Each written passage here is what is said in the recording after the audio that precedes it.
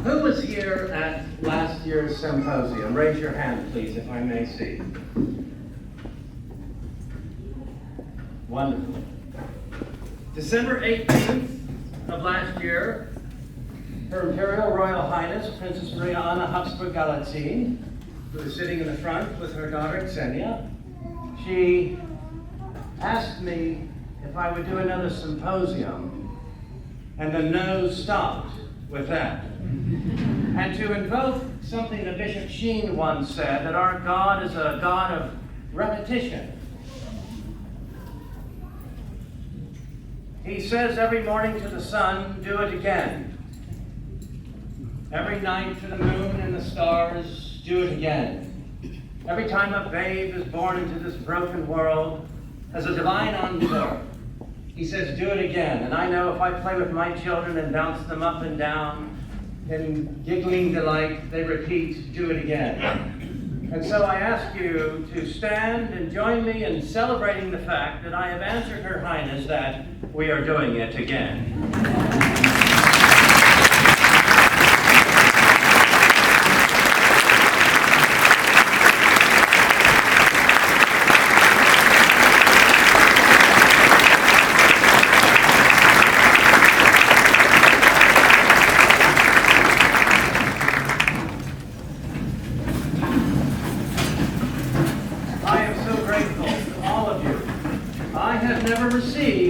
So many emails and phone calls.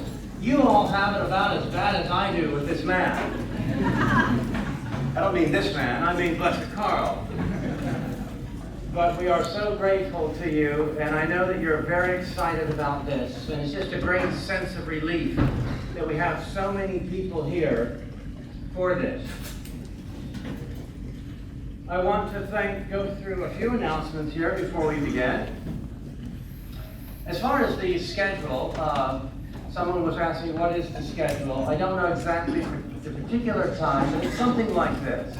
I will make some introductory remarks, and then Miss Suzanne Pearson, the North American delegate of the Emperor Charles Prayer League, will speak. There'll be a little break, maybe 10 minutes, a bathroom break, you might say. There are refreshments here, of course.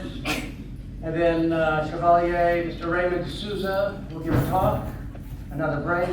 And His Excellency, Bishop Schneider, will give a presentation, and then a little break. And then lastly, I will interview Her Highness, Princess Maria Anna,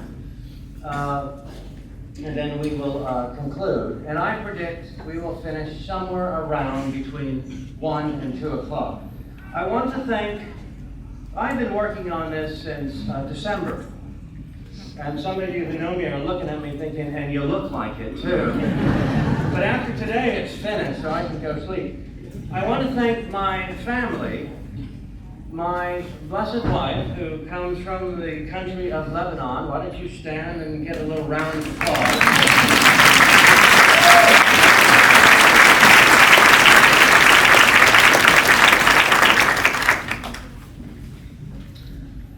My son, David Jr., my daughter, Christiana, my daughter, Julia, my daughter, Katerina, my son, Nicholas, and my little son, Anthony, they have all helped in many ways. And you've emailed me and said, I want to thank you and your team. Well, you just heard it. That's them. I also thank my mother at check-in. My mother, Mary Ross, is there. Walking down the aisle is my little sister, Anne Marie, who is helping you at check-in, and my sister, Suzanne.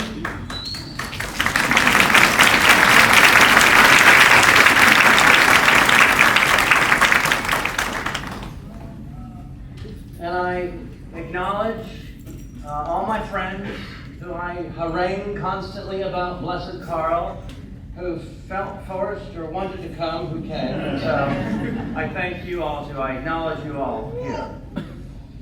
A special thank you for Father Joseph Vollmer Koenig, who is from Germany, the pastor of St. Patrick's Parish, who was so generous in allowing us their facilities here and their staff who have been extraordinarily helpful. Is Father Joseph in the house? Is he here? He's not here. Okay, hopefully he'll show up soon. He can speak German with His Excellency here, who's also German. But I'm very grateful to all of them as well. I want to welcome to Texas, God's country, I like to call it. For the many of you who have come from many different states, to His Excellency who came thousands of miles away from Kazakhstan. Where is that? You'll have to look on a map. It's out there. It's outside of Texas. Somebody emailed me a couple days ago a video of him in Italy, and it was just a couple of hours old. So he has just come from Rome, where he was on a very important mission there. And before he stopped here, he was in Cincinnati. Is that correct? Okay. So he does get around, as you know. And on Monday, Blessed Carlos Feast Day, he and our speakers are out again, going to the nation's capital. But I welcome to Texas the Habsburgs as well, though they live in Texas now. Her Highness, Princess Mariana, her daughter Xenia. And you all may not know this, but there is a special connection between Texas and the Habsburg family. When the Spanish discovered for themselves the New World, okay, Texas was all part of it. And just a couple of years later, a Habsburg ascended the throne in Spain. So in a way, the Habsburgs have sort of come back to their own land. You know.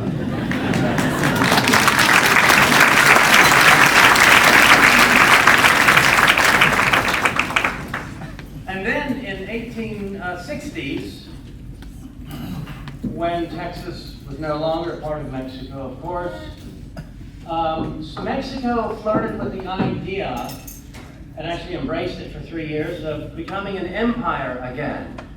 And the emperorship, I don't think that's a word, but they offered the chair, the throne, to an Austrian, a Habsburg, a Maximilian, who became the emperor of Mexico in the 1860s for 3 precious years before he was dispatched to the other world. And so if you ever go to a Mexican restaurant and see, you know, enchiladas Maximilian, this is why the word Maximilian is there. Which sometimes is funny because right under it or above it may be Burritos Juarez, who was the man that had him put down. But Texas has another, to get more to the root of things, Habsburg connection, specifically grass. We have Habsburg grass in Texas.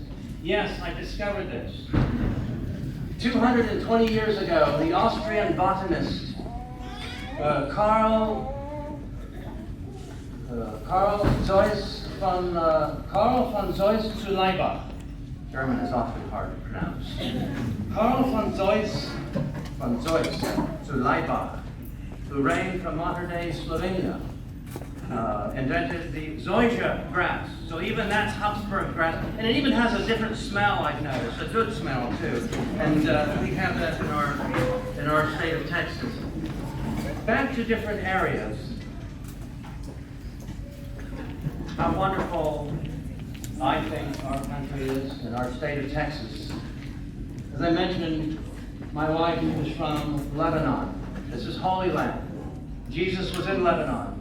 I have been fully briefed on all of this repeatedly for these 19 and a half years since we have entered the sacrament of matrimony, also known as being married. She reminded me, you know that Lebanon is in the scriptures 67 times? No, I thought it was 66. No, 67. The Lebanese city of Sidon alone is in there 35 times. The Lebanese city of Tyre is in the scriptures 55 times. That is a total of 157 times my wife's country is in the scriptures.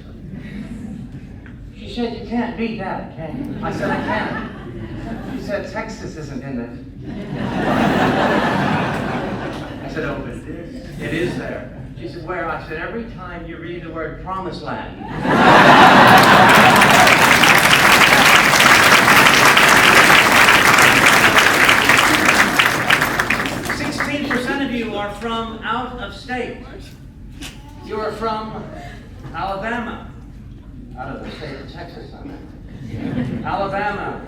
Arkansas, Arizona, California, Colorado, Kansas, Minnesota, Missouri, Mississippi, North Carolina, Nebraska, New Mexico, Nevada, New York, Oklahoma, Virginia, Wisconsin, Ontario, Canada, that's our northern state up there, and Kazakhstan, which is a bit east of here. So I welcome you all who make up 15% of us here today. At the end of the symposium will be a raffle, as I mentioned in the email. There is a raffle there for special items related to Blessed Karl. And somebody brought up to me that they heard me on the radio. I'm really curious. Who heard me in those painful 25 minutes interviewed about the symposium? Raise your hand if you heard it. Thank you for still coming anyway. And where is Sister Margarita? Would you please stand, good woman? This is Sister Margarita.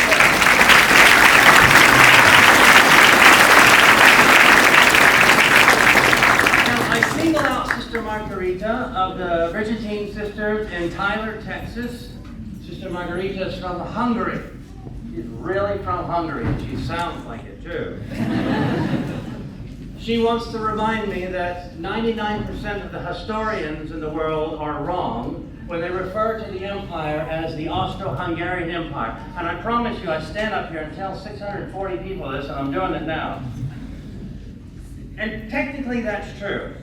Blessed Karl was the Emperor of Austria and the King of Hungary. Hungary was its separate own kingdom for a long time and has a fascinating, multi-century, glorious history. But technically speaking, it is the Empire of Austria and the Kingdom of Hungary.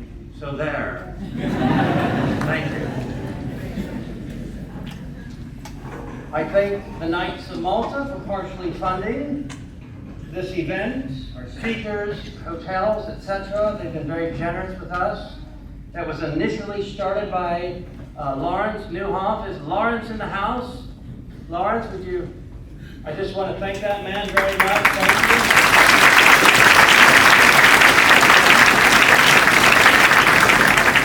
I want to thank our speakers, of course, for coming.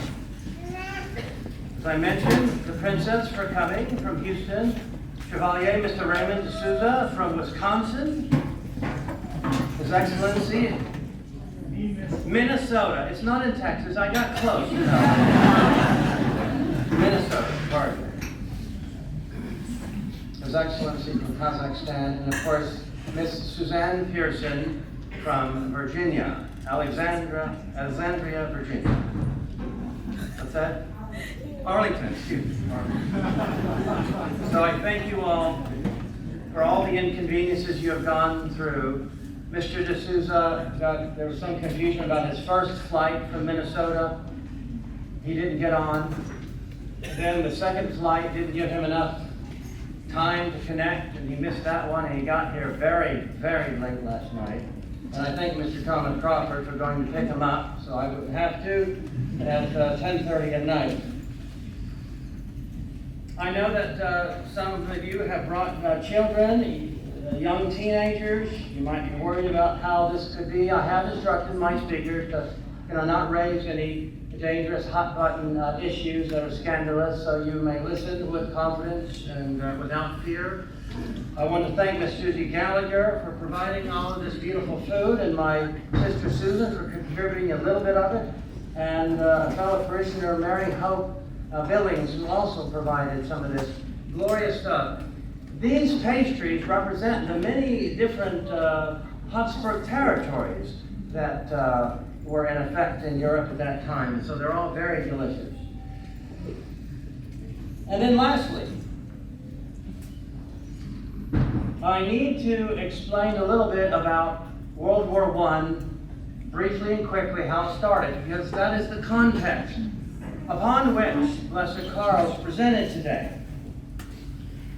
In brief, the Habsburg family were the last rulers of the Holy Roman Empire, which came to an end in the 19th century because of Napoleon.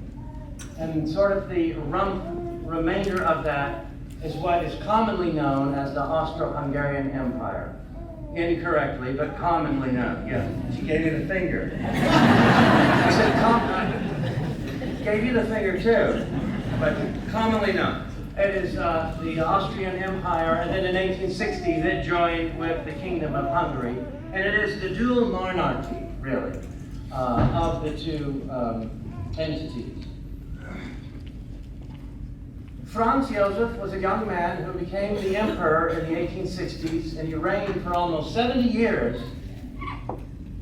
His successor was his nephew, Franz Ferdinand, Archduke Franz Ferdinand. In 1914, in June 28th to be precise, he decided to make a trip to Bosnia. Okay, you've heard of Bosnia, Herzegovina, Croatia, etc. Bosnia and Herzegovina had belonged for a long time to the Ottoman Empire, the Turkish Muslim Empire. And their empire came to an end by the grace of God, and the Habsburgs picked it up, which is a good real estate deal. While the Archduke Franz Ferdinand was watching, he decided to go to Bosnia, Sarajevo, to observe some military activities, practices and drills and what have you. He was in a parade of cars, and he and his wife, Sophie, were assassinated at point-blank range, leaving 3 children. They both died. And so the Emperor Franz Joseph made several demands to Serbia. He blamed Serbia. A Serbian did the deed, but in Bosnia, but the Emperor blamed the Principality of Serbia. Serbia at that time had a prince, as a principality. He blamed them for it and gave them a list of many ultimatums. You must do this, you must do that, or we're going to engage you. We're going to come into Serbia. Well, Serbia complied with almost all of them, but it wasn't good enough, and the emperor was very old and very frail, and his perhaps more warmongering generals advised him to make an incursion into Serbia, and he did. That was not to start World War I, but Serbia was aligned with Russia, which was also of the Orthodox faith and also Slavic. So they felt the need to come to the defense of Serbia. So Russia attacked the Austrians and Hungarians. Germany was allied with Austria. So Germany, in turn, launched excursions back towards Russia. And Germany had been saber-rattling for a long time, almost looking like wanting to make war. So they made incursions into Belgium to get to France, who retaliated and attacked Germany, and England went to the defense of Belgium and France. And that is World War I. It raged for a couple of years when the emperor died. At very advanced years, after being on the throne for a long time, and our man, blessed Karl, came to the throne, and he was always against the war. So in a way, it started when Russia attacked Austria, and the irony is, I highlight that, because by this time Russia is out of the war because they have a civil war where the communists, the Bolsheviks, take over. So Russia is out of the war, and all of these countries, principalities, kingdoms, and empires are raging a mad and bloody war. Blessed Karl is more interested in peace than making war. He made many offers for peace deals, but they saw that as weakness. He thought he could rely on Italy, which was his ally, but the English and French promised Italy that if she would join England and France and Belgium, that they would give Italy part of Austria, which is called the South Tyrol, or in Italian, Trentino Alto Adige.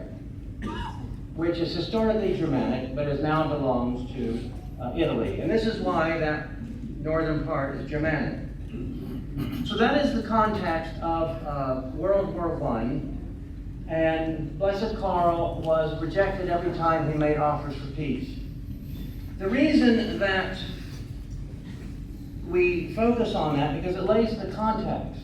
The train wreck that American and European society is today, perhaps globally, a lot believe, and I'm one of those, is due to World War I.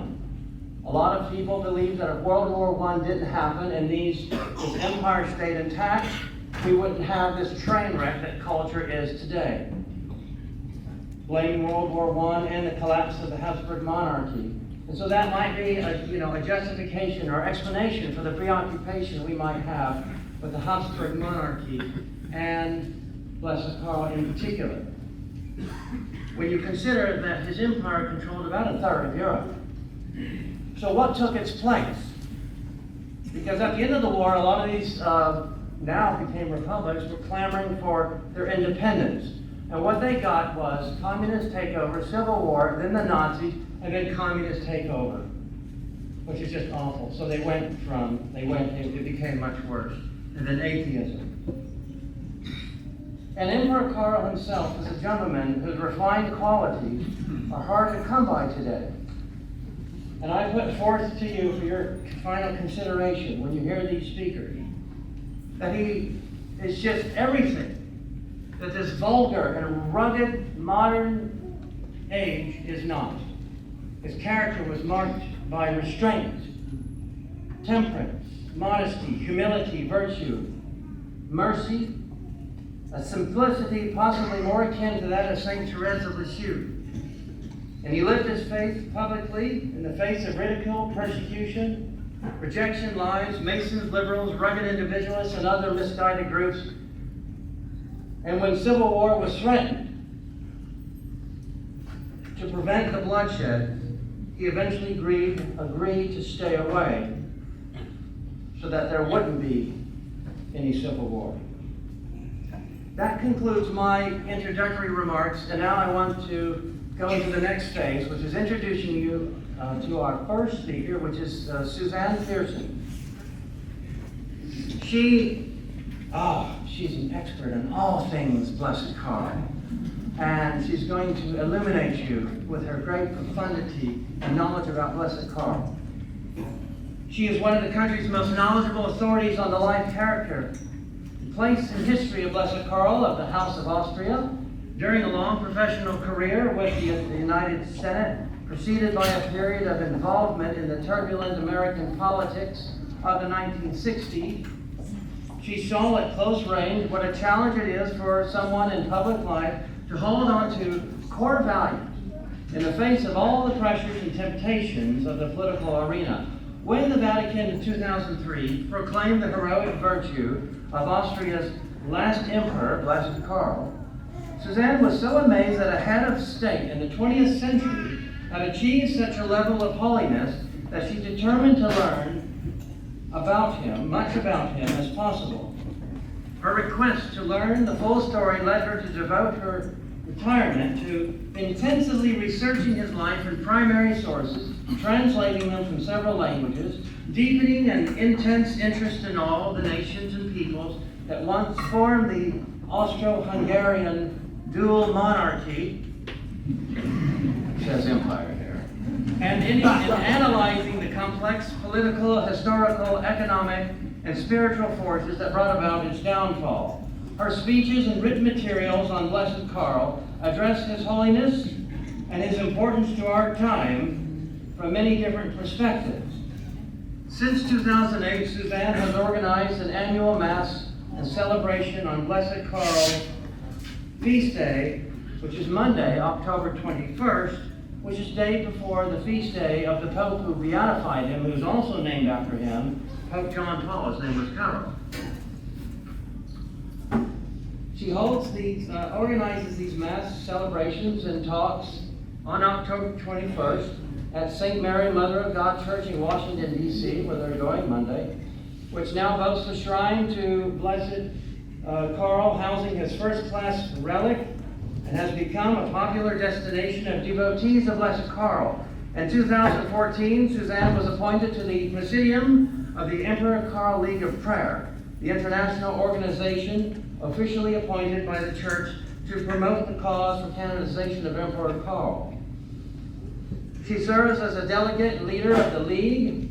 This is the Prayer League or Gebets League in the United States, where she has already been working for more than a decade to make this last ruler of Austria-Hungary more widely known and loved. Suzanne has addressed audiences in the United States, Canada, and Europe, and continues to find new evidence of the saintliness of this authentically Catholic monarch. Through a lot of work and a lot of travel, she has made herself present here today. I ask you to give her a very, very warm welcome.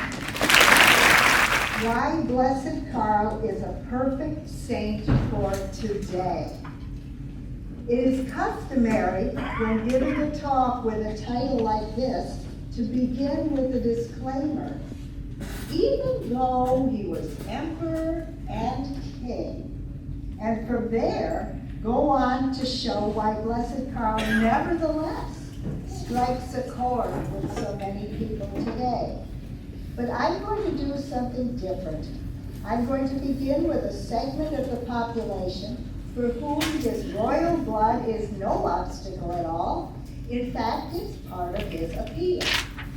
Can you imagine who this huge category of people might be?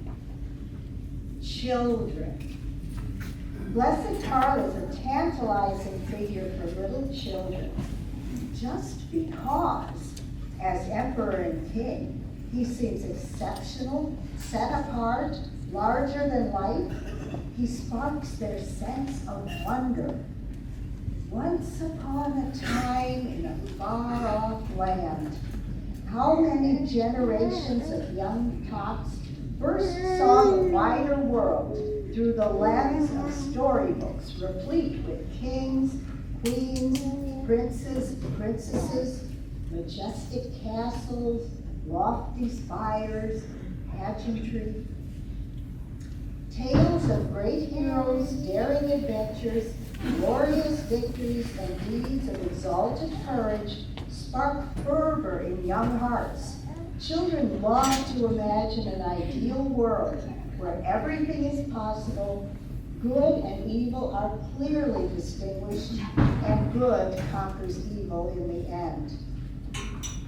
Such things might be the stuff of fairy tales, but Blessed Karl brings that ideal world into real life.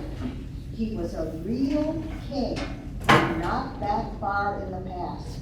In fact, we even have a real princess with us today, Blessed Karl's granddaughter, Princess Maria Anna. Emperor Karl fascinates children. Even though his world was quite different than our own, it was not that long ago. We have many pictures of him, even a few film snippets. We can even hear his voice on a few recordings. Often the saints we offer to children as models are those who died as children. Their holiness at an early age is described in great detail because that is all we will ever know about them. It was their heroic virtue as children that made them saints.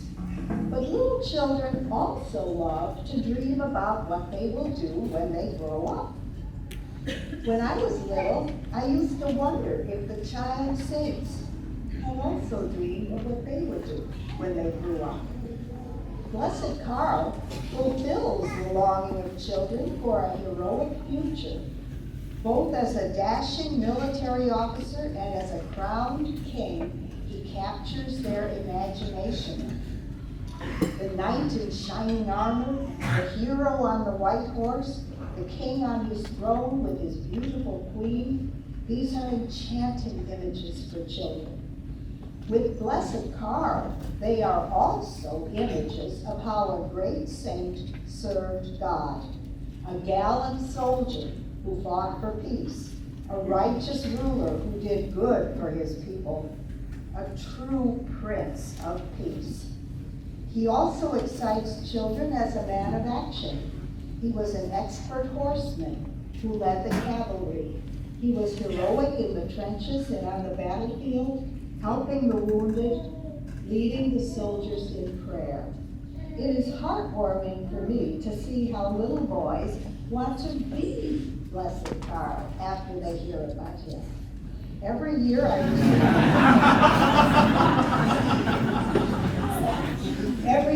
receive pictures of tiny Blessed Karls, dressed up for the Eve of All Saints. Little girls get into the act too, dressing as Zita, his beloved wife.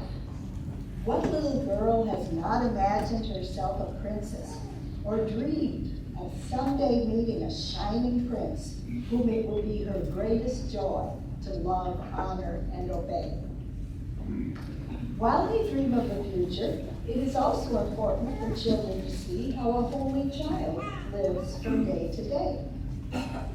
What can a little child do that is so holy that the church makes him or her a saint? Becoming a martyr is one way. A little child who dies a martyr's death moves us deeply, as we experienced in the case of the little Mexican boy, Jose Sanchez del Rio, in the movie For Greater Glory. All saints, of course, were once children, but we know very little about the childhoods of most of them. Perhaps they lived too long ago, or perhaps they never caught anyone's attention until they were grown. Other saints only started living holy lives after many wasted years. But we know a lot about Blessed Karl as a little child. He was exceptionally pious and loving, with deep compassion for others. Early on, he noticed that many people did not have the advantages that he had. He asked the palace gardener if he could have a little job so that he could earn some money to give to the poor. When a house nearby burned down, Karl felt so sorry for the family that he gave them most of his little possessions. He wanted to grow his own little garden so that he could sell the produce and have money of his own to use for the poor. We know that he was drawn to prayer, he loved Our Lady, and loved to decorate her roadside shrines with flowers. When he was 3 years old, a visitor to the house watched him climbing a flight of stairs with a very stout nurse who was huffing and puffing with every step. Little Karl watched her with some anxiety and then suggested, "Now, Nanny, why don't we stop here and rest for a while?" Then he stood still, waiting patiently until she caught her breath and was ready to proceed. While his father was stationed in Prague, little Karl came bursting into the royal palace one day, bubbling over with merriment, to relate how a mistake had been made. The sentinel on duty had turned out a full palace guard to welcome a soldier who was not high enough in rank to merit such an honor. The assembled adults heard him, but quickly turned to other subjects, and they never noticed that little Karl had slipped quietly away.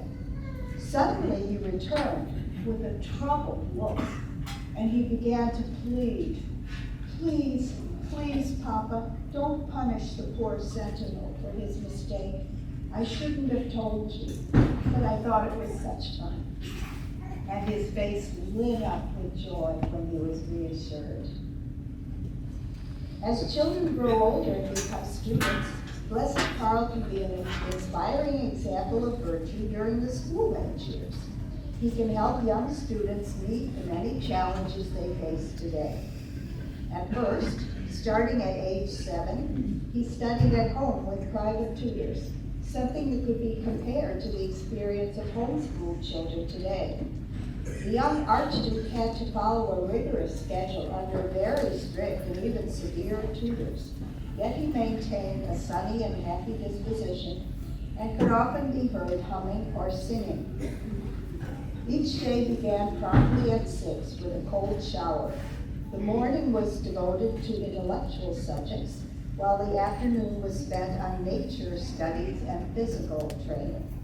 His morning curriculum included history, government, science, geography, all the major languages of the empire, plus English, French, and Latin. His physical training included outdoor sports, horseback riding, shooting, fencing, learning how to handle a sword and a gun.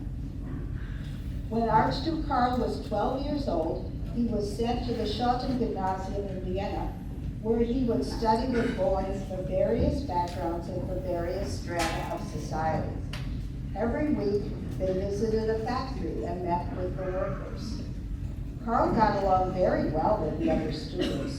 With his humble, happy, and friendly manner, he quickly won their respect and friendship. They called him by the affectionate nickname Arch Karl. These years also give us the first example of his phenomenal mercy. Young Archduke Karl excelled in skating.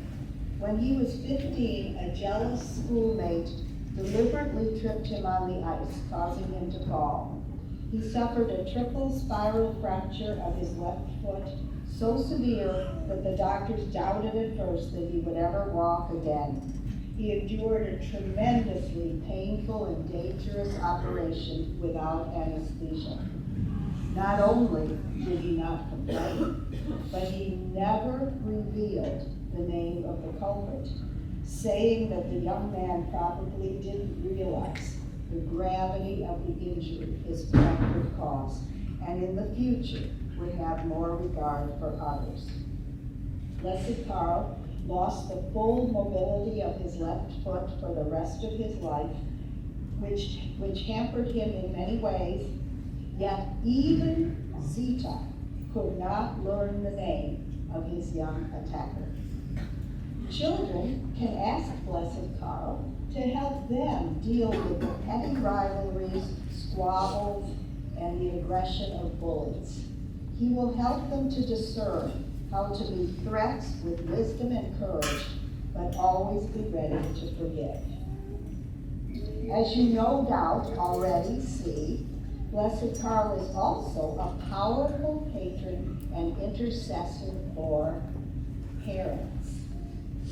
Blessed Karl loved children all his life. He had 8 of his own, to whom he was ardently devoted. All the children of the empire were in a sense his children, since he was the father of his people. See how happy he is with the children of Vienna, and of Tyrol, and of Bukovina. When he was in exile in Switzerland, children would gather around him wherever he went.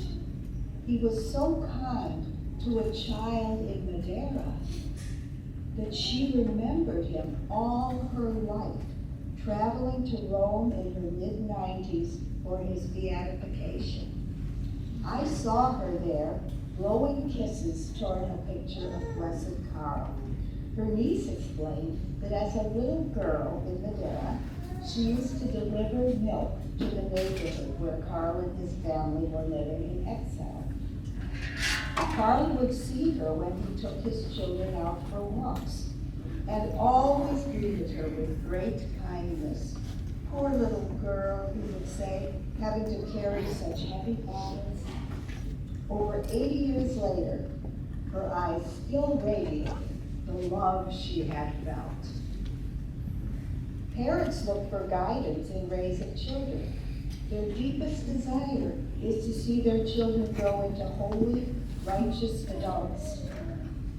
One thing parents can certainly do, since a picture is worth 1,000 words, is to introduce their children to Blessed Karl. Young people can learn so much from his example as a child and as a student. Pray to Blessed Karl for your children, that he would guide them safely through the growing up years. Since ruling a nation has been described as fatherhood on a grand scale, Emperor Karl, from his exalted position as ruler, can give parents a uniquely clear picture of how to exercise authority with a delicate blend of firmness and understanding, discipline and mercy. He will help you to enforce discipline. Karl would never allow bad language or off-color jokes. He would never allow gossip or talk against anyone or complaining. Whenever a child would inadvertently hurt himself or be offended by someone, Karl would remind him gently, "What is this compared to the suffering of Christ?" Blessed Karl will help you to maintain a spiritually healthy environment for your children. As a military commander, he would carefully monitor the soldiers' reading materials and places of recreation, and would even reassign a soldier to a new location if necessary to keep them out of sin. The Holy Emperor will help you discern where to send your children to school or whether to homeschool them. He had both experiences, both as a child and also with his own children. As a father, Blessed Karl took the direction of his children very seriously. During certain periods of their exile, he took over the education of his children completely. And the older children reported that they never learned more than when he was their teacher. When, to heal his heart problems, doctors ordered him to stay in bed, his children would gather around his bed and Karl would tell them all about every bird, plant, and animal that they could see from the window. He often took long walks with his children, teaching them about everything under the sun. He would announce each day a topic for the next day, so that the children could prepare their ideas and questions.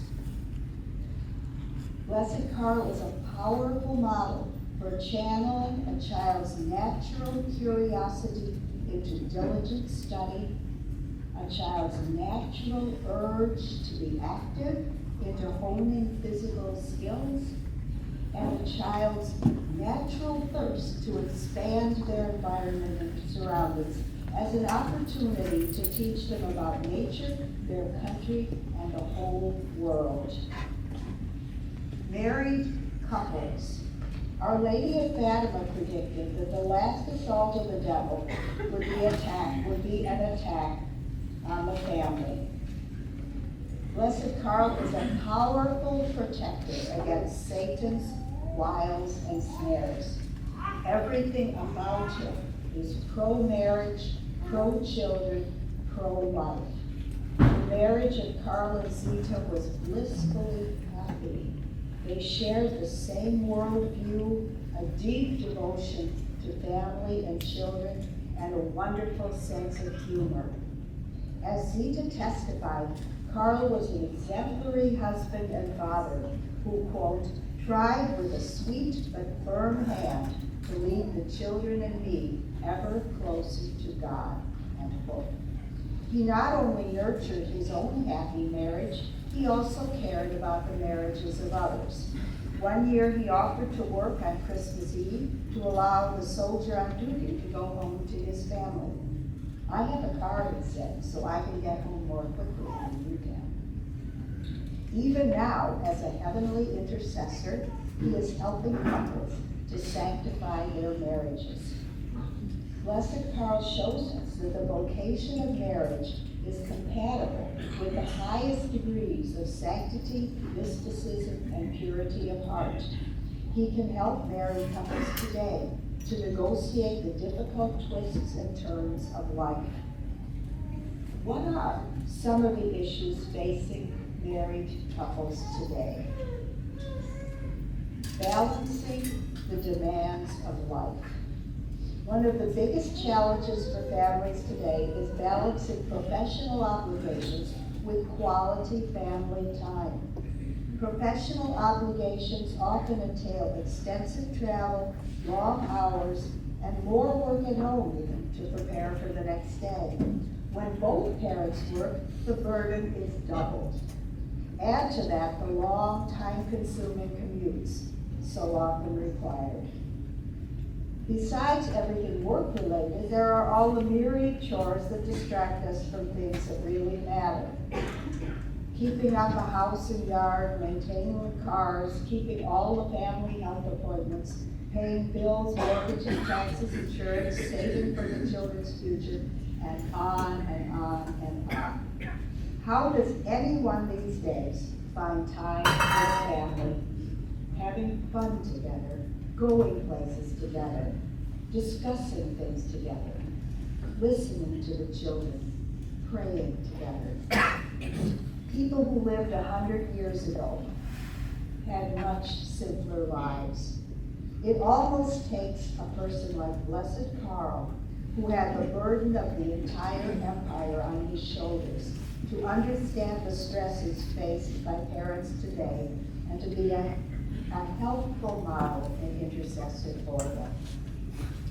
Another balancing act that we all must face is balancing all of our obligations in this world with our obligations to God and building up for ourselves treasures in heaven. Our Lord told us in his Sermon on the Mount, "Seek ye first the kingdom of God and his righteousness, and all these things will be added unto you." Likewise, in Proverbs 3:9-10, we read, "Honor the Lord with thy substance and with the first of all thy fruits, and thy barns shall be filled with abundance, and thy presses shall run over with wine." This passage is the basis for tithing, that is, giving back to God the first fruits of our substance or of our income. Tithing is usually applied to things having a financial value. But these days, a commodity just as limited and precious as money is time. If we would give back to God the first fruits of our time, he will make sure that everything really necessary for us to do will get done. Usually when we are overwhelmed with work or worry, the first thing to fall by the wayside is prayer, or our concentration during prayer, or some other spiritual activity. Blessed Karl gives us an example of giving God the first fruits of his time.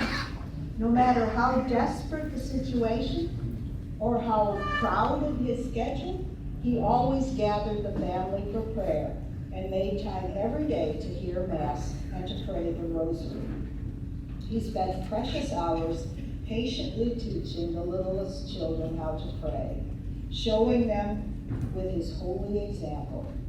Visitors would often see him carry a small child into the chapel, tenderly fold the child's tiny hands, and help him make the sign of the cross.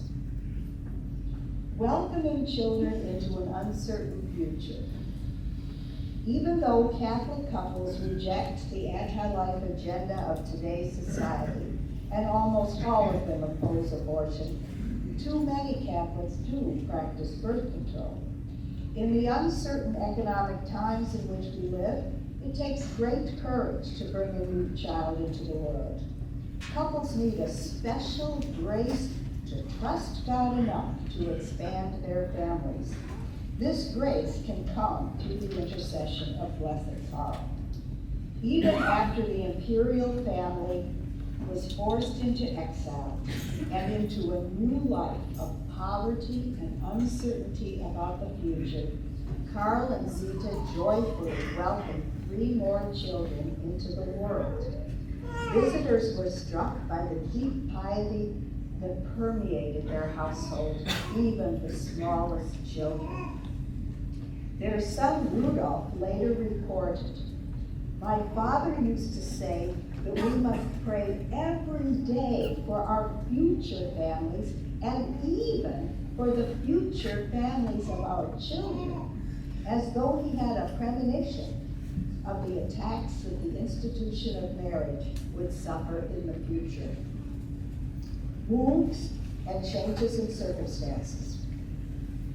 Blessed Karl could show us how to be flexible. Families today must move from place to place, adapting to the changing demands of the breadwinner. Military families are particularly itinerant. This instability causes enormous disruption in families as children are torn from their friends and from mentors they have come to idolize. Blessed Karl truly understands this kind of stress. In the early years of his marriage, Karl and Zita moved from place to place on military assignments. When the war began, Karl was at the front while Zita stayed in Vienna with the children. During his 2-year reign, the family spent almost no time in the royal palaces of Vienna or Budapest. Emperor Karl moved his family to a modest home in Baden, where he could be closer to his troops. After the loss of the war, the imperial family was forced out of Vienna to the hunting lodge at Excellency, then out of Austria into Switzerland, where they took refuge with Zita's mother. Then they were forced to relocate to Franchon, and then to Hirschenstein, then to Madeira, and finally to Monte, the mountain village overlooking Madeira's capital of Funchal. Making the most of each circumstance, Blessed Karl, with his warm and sunny disposition, always kind and considerate with others, exuded a deep serenity, even in the worst of times, leading one witness to testify, quote, "His face and his whole being seemed to say, 'Thy will be done.'" Extended family members.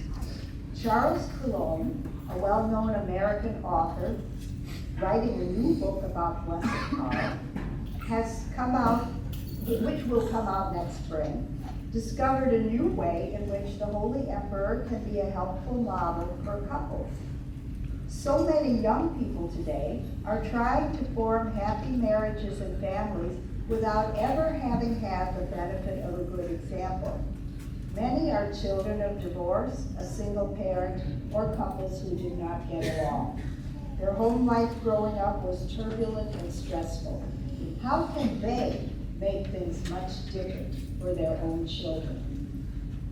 Archduke Karl was born into a troubled marriage.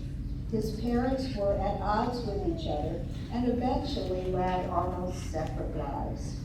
Nevertheless, he loved them both and developed a close relationship with each of them. As Charles Coulomb writes, Karl managed to inherit the good qualities of each parent without acquiring their deficiencies.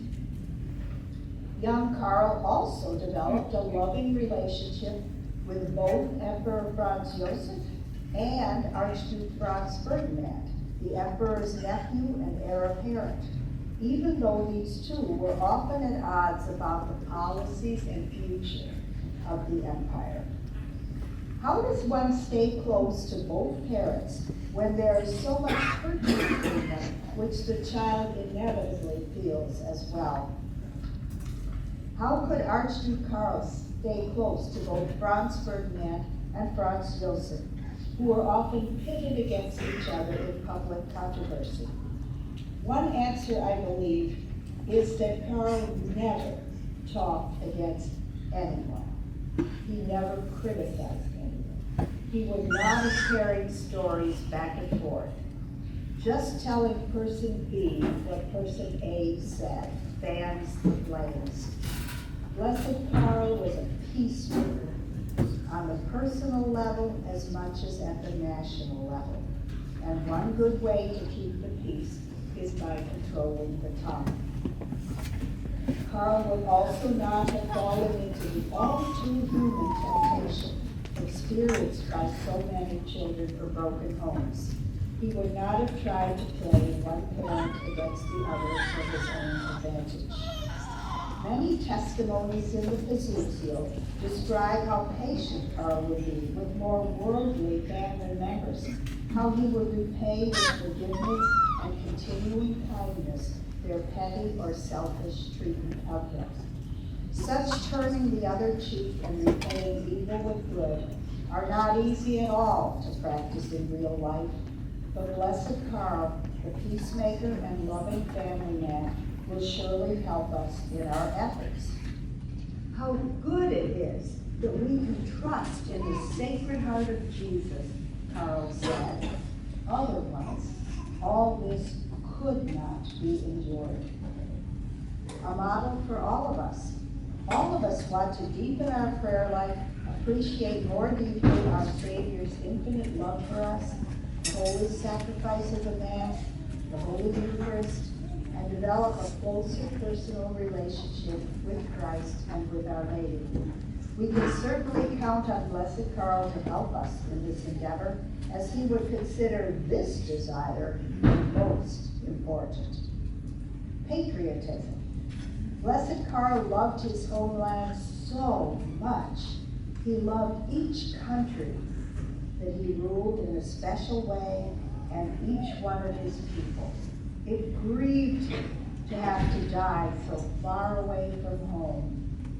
What does it mean today to be patriotic in light of the disillusionment many of us feel when surveying the political landscape of our country or of the world?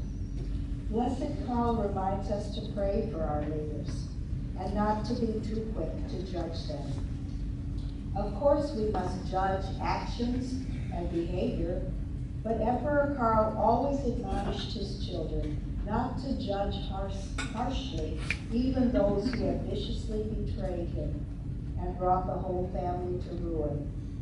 He would say about a traitor, "We have to pray for him. Remember, he did not enjoy the great blessings of the Catholic faith."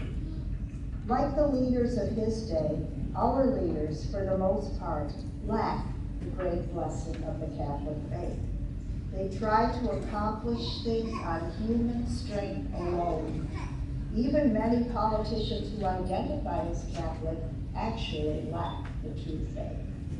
Blessed Karl is a model for all leaders at all levels of government.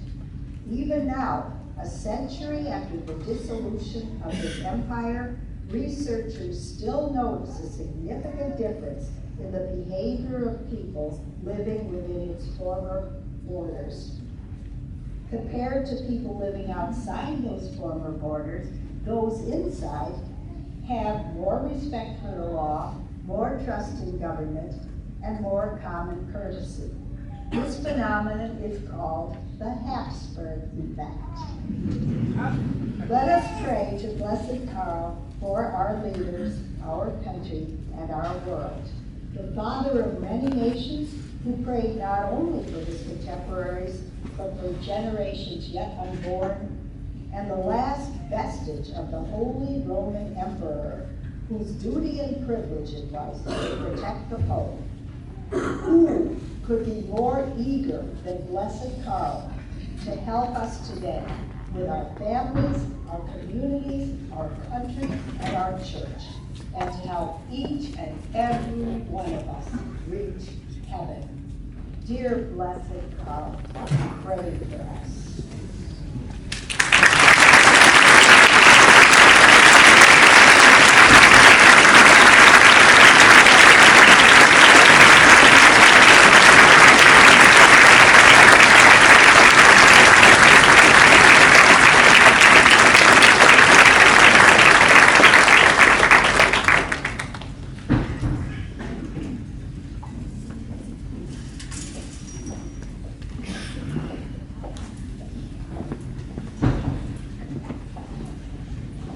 A very big thank you to you, Suzanne. The next speaker is Sir Raymond de Souza, a Knight of the Equestrian Order of the Holy Sepulchre of Jerusalem and a Knight of the Sovereign and Military Order of Malta, of which Blessed Karl was also a Knight. He is a Brazilian by birth, Catholic by God's grace, and an American citizen by choice. The next level above would be a Texan, of course. Have I made that clear today? He is the Delegate for International Missions for Human Life International, HLI, and regularly travels all over the world to represent HLI and mission activities to refute the culture of death and proclaim the gospel of life. Mr. de Souza has distinguished himself as an international Catholic pro-life activist, apologist, author, broadcaster. He was fluent in English, Spanish, French, and Portuguese, and also having conversational ability in Italian and Afrikaans. He has given over 2,500 talks on pro-life, Catholic apologetics, and related topics in person, on radio, and television. His work has assisted religious education programs at parishes, schools, and lay organizations on 6 continents. He has a weekly column on Catholic apologetics in the national Catholic newspaper, The Wanderer. It is with a special delight that I welcome you to the Promised Land. God bless you.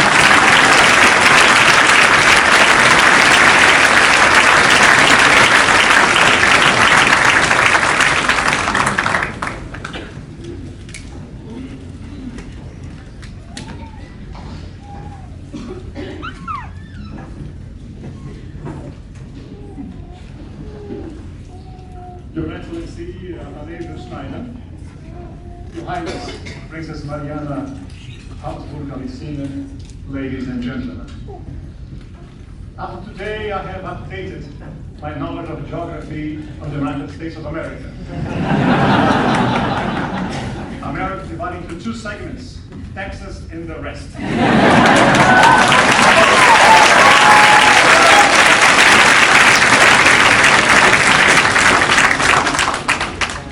The topic I will address to speak is on Emperor Karl and the Sacred Heart of Jesus in the history of de-Christianization of Europe. It is based upon a famous study by Professor Plinio Correa de Oliveira titled Revolution and Counter-Revolution. De-Christianization is not a common word, but it is not new. Pope Pius XI coined it in two faithful encyclicals, Divini Redemptoris, when he condemned the intrinsic evils of communism, and Firmissima Constantia, when he denounced the persecution of the Catholics in the communist Masonic government of Mexico. You may have seen the movie For Greater Glory, or Cristiana in Spanish. It had an idea of the furor of the persecutor against the church and the state of Mexico. More recently, Pope Benedict XVI mentioned the word de-Christianization when he addressed the German bishops, some of whom are today actively promoting the de-Christianization of the church in Germany. De-Christianization is the effort of anti-Catholic forces to remove anything Christian from our culture, so that we gradually return to paganism. In simple terms, the last example of de-Christianization can be seen in the Synod for the Amazon held in Rome, where paganism is placed side by side with Christianity. But it was Pope Pius XII who defined the elements of de-Christianization with more precision. In an address to the Catholic men of the Catholic Action in 1953, he spoke of politics without God, economy without God, and laws without God. I quote for you his address. He said, quote, "This enemy is to be found everywhere and among everyone. It can be both violent and astute. In these last centuries, it has attempted to disintegrate the intellectual, moral, and social unity of the mysterious organism of Christ. It has sought nature without grace, reason without faith, authority without freedom, and sometimes freedom without authority. It's an enemy that has become more and more apparent with an absence of scruples that still surprises. First he said, Christ yes, the church no. That was Protestantism. God yes, the church, Christ no. That was the French Revolution. And God is dead. God never existed. The revolution of Russia. And he says, and behold, now we attempt to build a structure of the world on foundations which we do not hesitate to indicate as the main causes of the threat that hangs over humanity. Economy without God, politics without God, faith without God. We could cite a few examples to illustrate this dechristianization. Take, for example, politics without God. Today, the natural law is cast aside in virtually every Congress or Parliament in the planet. The will of the majority of congressmen or senators becomes reality. The Supreme Court decides what is right and what is wrong. There's no regard to the natural law. They blame God. They decide. The right to life becomes relative to votes in Congress or the Supreme Court. The intrinsic value of life, family, is no longer recognized. The skillful demagogue speakers convince the people to vote this way or vote that way, and the majority will is always good. The minorities are always oppressed. There is no objective reality, only the subjective view of the majority. In short, there is no natural law. We are at the mercy of politicians. The Declaration of Independence of the United States is based on natural law, the law of nature. The Creator entitled mankind with natural law. As we read, quote, we hold these truths to be self-evident, that all men are created equal and endowed by the Creator, not by the state, by the Creator, with certain unalienable rights. Among these are family, life, liberty, and the pursuit of happiness. Now, when the right to life is denied, we go against our own Declaration of Independence. Politics without God, everything becomes relative. Relativism has been, across the centuries, the means to achieve dechristianization. Make everything relative. Economy without God. Take, for example, the European Union. When you have farmers who are paid to harvest their produce, and others that are paid to burn them. So you keep the prices right. So how can you destroy food? Because that's the economy without God. You have actually I was at the University of Canterbury in New Zealand. That's where the research comes from, the TFP of New Zealand. I gave a talk to the students, and I played a trick on them. I began to read the blueprint of the Constitution of the European Union about citizenship. And it was saying that there will be a common citizenship all over Europe, and one country can vote on the other country, the whole thing. And I said, yes, European Union. But I was reading from the Constitution of the Soviet Union. Whenever it said Soviet, I read European. They were amazed to see how the idea was exactly the same. The trade with China, we trade with China. The most atrocious human rights record, forced abortions for control population. And same thing is all right, everything. Trading on Sundays. There was a time when in America, we never traded on Sundays. One of the basic services were reserved for Sunday. Today, we buy and sell. We gradually become de-Christianized. Christian values no longer have any importance to us. Laws without God. Basically, all laws in our days aim to destroy the family. You take abortion, gay unions, euthanasia, contraception, in vitro fertilization, experiments with human embryos. Everything is aimed to destroy that mother cell society of one man, one woman, married for life, and open to have children.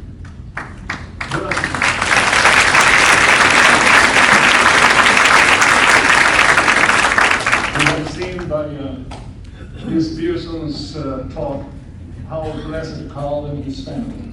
were the extreme opposite of this reality. Blessed Karl favored Christendom, the ordering of society, of the state, according to the laws of God. But the Christianization is not always a matter of today. In other days, it was different. Pope Leo XIII, in his encyclical Immortale Dei, he describes a time when, quote, there was a time when the philosophy of the gospel governed the states. Let this sink in for a moment.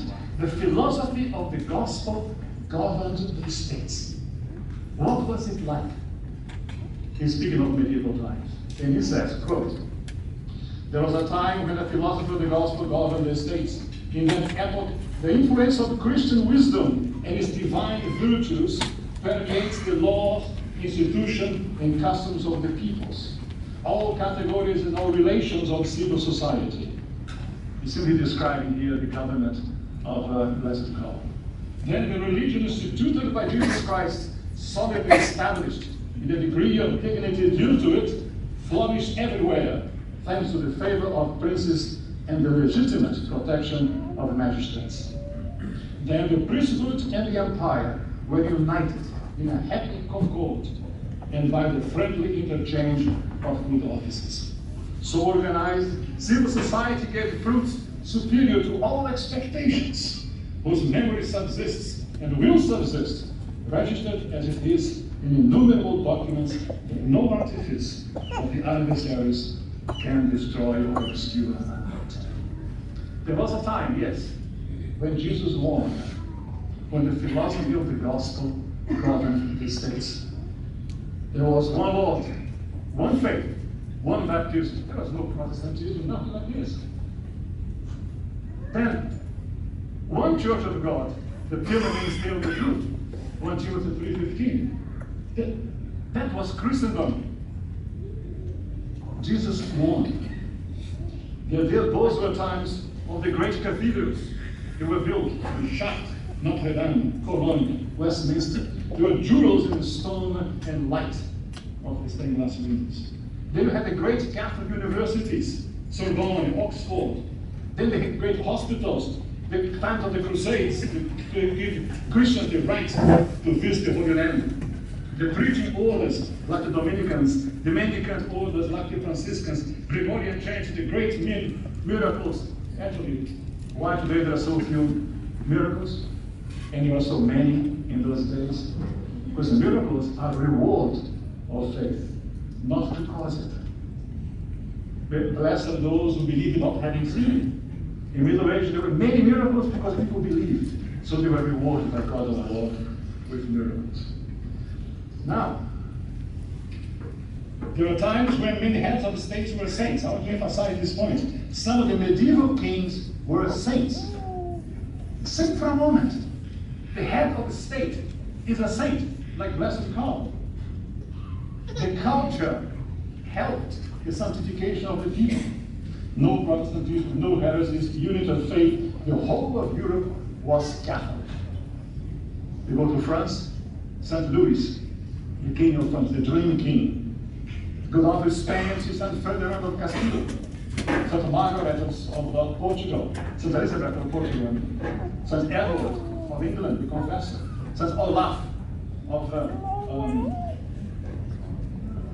Norway, thank you. St. Bridget of Sweden, St. Margaret of Scotland, St. Henry the Emperor of Germany, St. Vladimir of Ukraine, St. Stephen of Hungary, the great St. Stephen of Hungary. Today, what do we have as heads of state? We have politicians. Even the best among them leave much to be desired by ways of morality in the family. Actually, parenthesis here, I read a facetious joke on Facebook that after the Americans elected Barack Obama for the second time, the Queen of England decided to rescind the independence.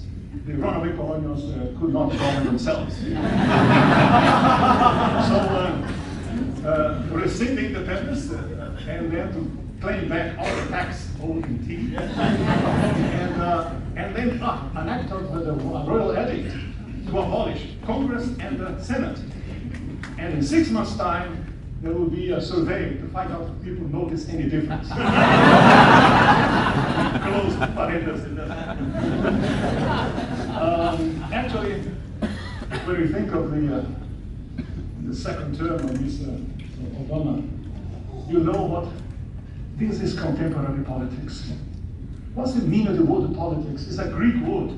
Poly is many, and ticks are blood-sucking insects.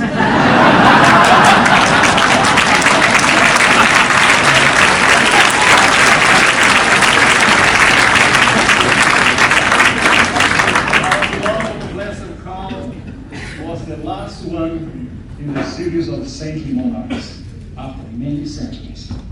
Today, there is only a remnant of monarchical spirit among the people, the appreciation of hierarchy, of higher values. Perfume is still redolent in some societies. I remember two examples of the monarchical spirit. When the Queen of England visited Brazil in 1968, the government went nuts looking for a decent car to drive her around. There were only Mercedes-Benz.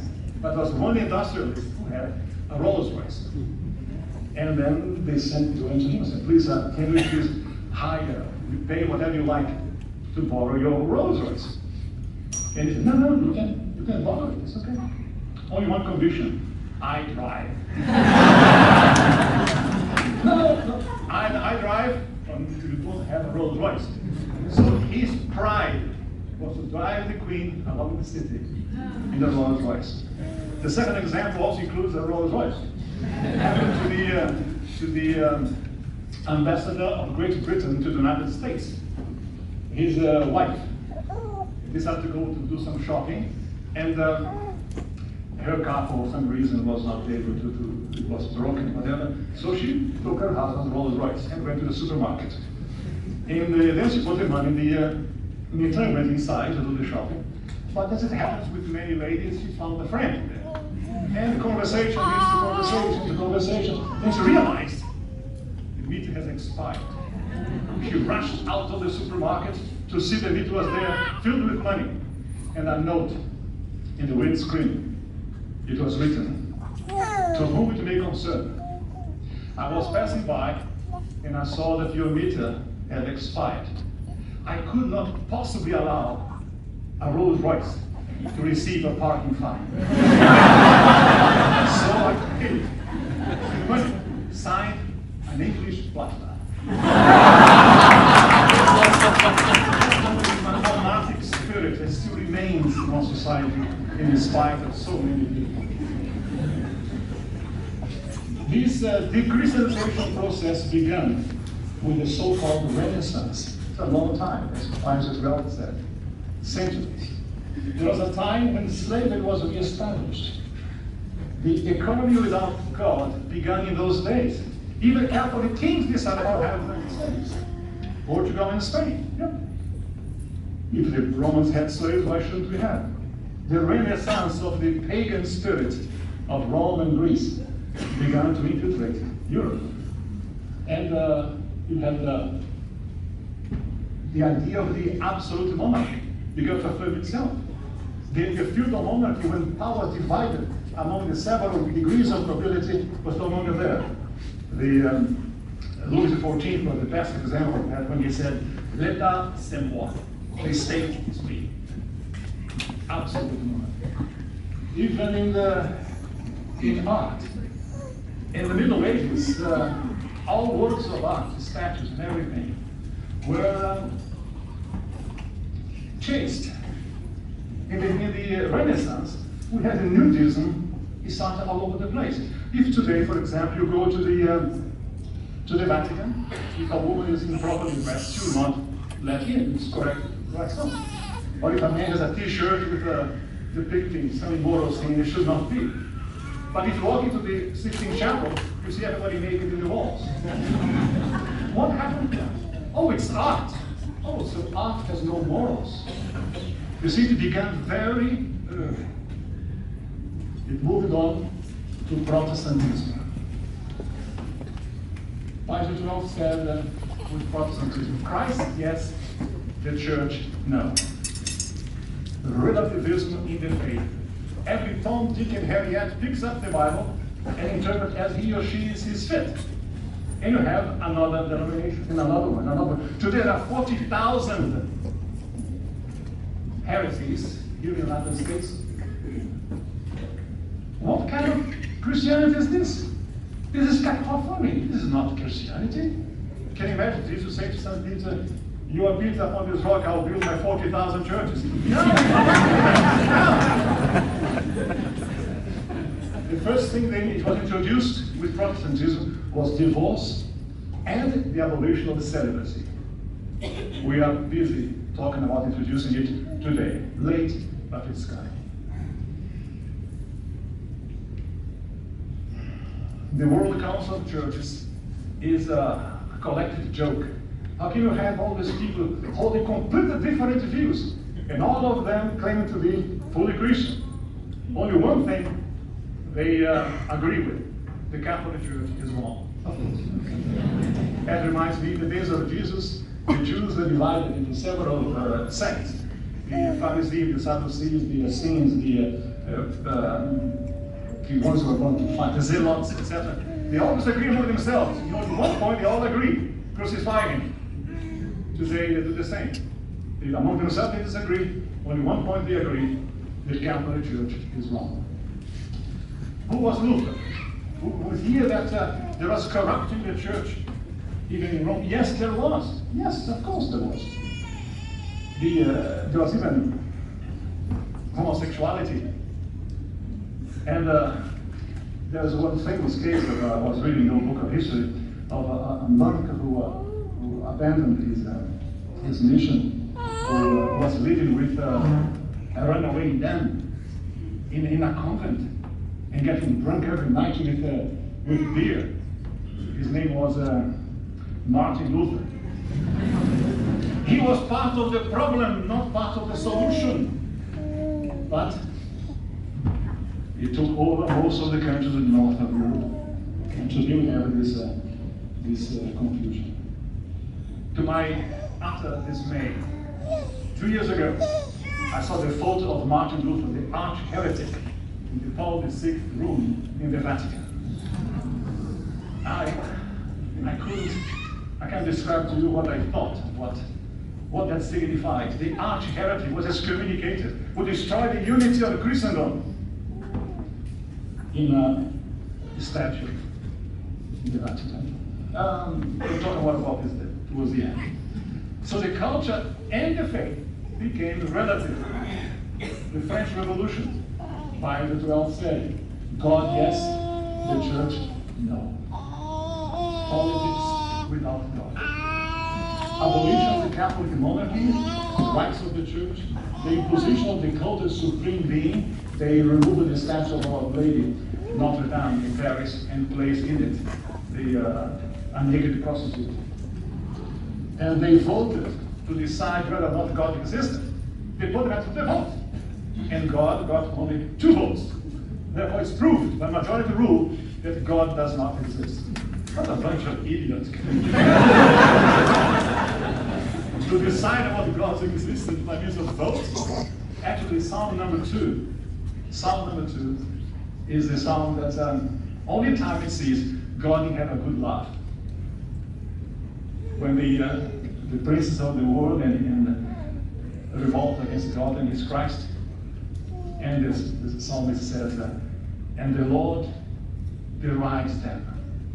He laughs at them because of their insensitive understanding. I can imagine the angels rolling with laughter, still rolling downstairs, telling us that you don't exist. He promotes liberté, égalité, fraternité, liberty, equality, fraternity. Everybody became equal. And the guillotine made sure everybody was equal. The culture, the faith, and now politics is without God. As you see, there's a crescendo of the de-Christianization process. In the Russian Revolution, they said that God is dead, God never existed, communism abolished, belief in God. It was the first atheistic country in history. Systematic oppression. Socialism opened the way, paved the way for that. To see today here in America our millennials saying that we want socialism. No comments. Well,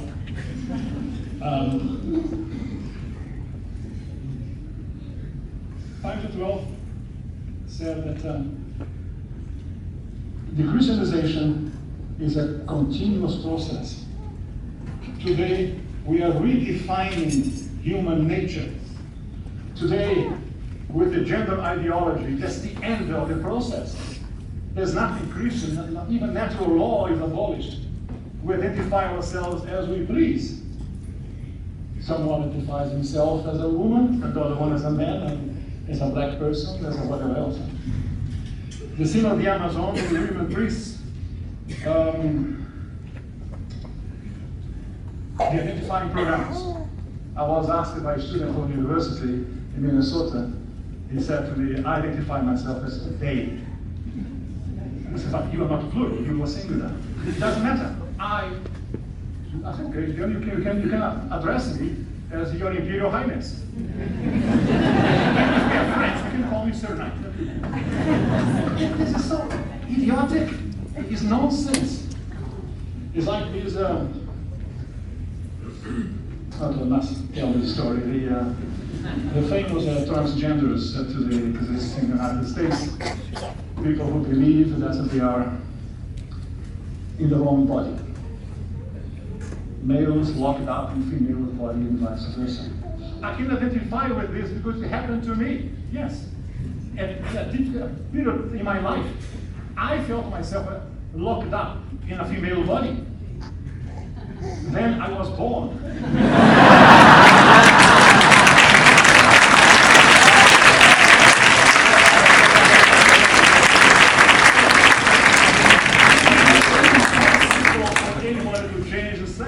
Every chromosome in my body says I'm male. And the same applies in a lady who's a female. We ended with the anarchy. You may have, those of us who are teenagers in 1968, the Sorbonne Revolution, when they claimed to have a complete freedom from everything. And they coined this expression. Il est interdit d'interdire. It is forbidden to forbid. This is the radicality of anti-natural spirit taken to an extreme. Do you want to forbid me? I forbid you to forbid me. Then you say, it's a contradiction. I don't care, it's a contradiction. You are forbidden to forbid. That's the death of reason. We are facing this cultural situation today. I did a talk 2 weeks ago in Des Moines by a priest who was a knight of the Holy Sepulchre. And he said that today the apostolate of the church is no longer to promote the Christendom. The Christendom is gone. We are going back to the apostolic times, when the whole society was pagan. And where he came and addressed St. Margaret Mary Alacoque in the town of Paris-le-Monial in France. He appeared with a sad countenance, showing his heart, which inspired Blessed Karl so much. He said, see, the heart has loved man so much, but has received only ingratitude. She could have said, but Lord, what happened? A couple of centuries ago, you were doing fine. You were in the cathedrals, in the universities, in the hospitals, the kings were saints, what happened? Deep Christianization took place. Took time, but it took place. He made 4 requests to the King of France, who was Louis XIV, Le Roi Soleil, the Sun King. Jesus asked for one, for the Sacred Heart to be depicted in the standards of France. 2, King of France would build a chapel in the honor of the Sacred Heart. 3, he would consecrate his kingdom and his person, his family, to the Sacred Heart of Jesus in that chapel. And 4, it's very interesting, he wanted the king to ask the Pope to approve a mass for the Sacred Heart, which didn't exist in those days. Now, why did he say a mass to the Pope? No, he wanted the king to ask the Pope to restore the Christian kingdom of France, restore the union between church and state. Let the king ask the Pope to approve the mass on the Sacred Heart. Unfortunately, the king didn't do it.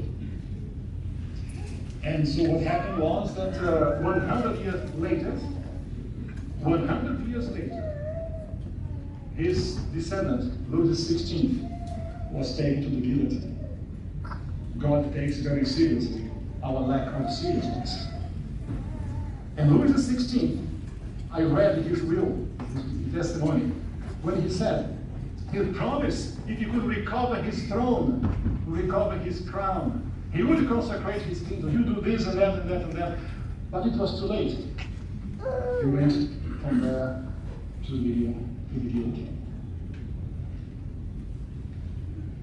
Like the evening star at the end of the day, you have the evening star that appears, symbolizing our Blessed Mother. When a sinner has given up on Jesus Christ completely, and the Sun of Justice sets in his life, Our Lady remains as a last hope for that person. Like the evening star in the twilight of Christendom, Blessed Karl appeared for a short while. That star had shone in Austria-Hungary was the last hope to restore Christendom. He reminded the world of its past Christian grandeur when the philosophy of the gospel governed the states. The Austro-Hungarian Empire was the last great remnant of Christian civilization in the world when the Masonic lodges decided they would not allow it to continue to exist. World War I, as was explained today, was made to destroy it. As the Bishop de Farias was a Portuguese bishop who pushed for the beatification of Blessed Karl, he wrote in a book when he said that it was a very disruptive war. There were some good people on both sides, and the Masonic lodges destroyed it. We had a saintly head of state, a saintly emperor, a saintly father, and a saintly husband. But like the Jews who refused Jesus, he was refused, betrayed. Betrayed by those who pretended to be his friends, like Judas. European royal families turned their backs on him. Only Portugal, which was a republic at the time, received him. No wonder Our Lady in Fatima said, the faith will remain in Portugal. I have been to the island of Madeira, it's off the coast of Senegal, and saw the tomb of Blessed Karl. They did a very good job with the Portuguese. It's a very beautiful place. And I also been to the Church of the Capuchins, where the emperors of Austria are buried. Except Karl. There is in Vienna there is a bust statue of marble. It was written in Latin, saying he was. I asked the folks from Portugal, why didn't you send the mortal remains of Blessed Karl back to his ancestors? They said no. They refused him. He is our saint now, and they will not let go. Well, Blessed Karl is the accomplished model for contemporary men, fathers, husbands, heads of state. faithful to his wife, who is to an extreme, open to life and combining justice with mercy in his government of Austria. His pure soul could not see the end of Christendom in Austria and elsewhere. It was too much for him. That's why God our Lord took him to his kingdom. I believe that if he had seen what happened to Europe after World War I and II, he would have died of sadness. So our Lord took him. Like the evening star, he was the last star in the twilight of Christendom. I learned the 5 vowels, A, E, I, O, U. It speaks of Austria. Austria est imperatrix in orbe universis. Austria is the empress in the whole world. If faith, if not, A, E, I, O, U, Austria est in orbe ultima. Austria is the last one in the world. Austria has this role to play. Hungary has this role to play. I was in Hungary last year giving talks, and I met a group of young men who have a very old land. There were 200 of them. They said, we want to restore Hungary to its original grandeur. 1, to return the monarchy. 2, to make Catholicism the official religion of the kingdom. And 3, to reconquer the lands we have lost in World War II. But that's a problem, because the whole of all the countries are part of it. But they said, we may not see this, but we will restore in the future. The beatification of Empress Zita will be another glory for Christendom. They will be the first royal couple to be canonized together. The first couple canonized were the father and mother of Saint Teresa of Lisieux, Monsieur Louis Martin and Madame Marie-Zélie Martin. But they are not royal. They will be, God willing, kings on earth and kings in heaven. That reminds me of another canonization. You know Saint Gianna Molla, who patroness of the pro-life movement. She died after giving birth to her daughter because she did not agree to have a surgery done, which might have killed the daughter. And there are 3 cases in the history of the Catholic Church where the person was canonized and the children were there in Rome watching the canonization. Can you imagine? There and see my dad and my mom have been canonized. But there's only one case in the history of the whole Roman Catholicism when the husband of the saint was there. Mr. Molla was in Rome when he saw his wife being canonized. Now, I address now the married man here. If your wife is canonized, can you imagine going home, lighting a candle in front of the statue of your wife and saying,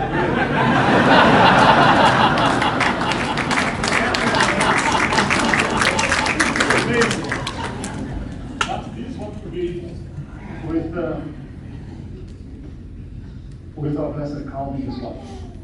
The imperial family has a great mission on this earth.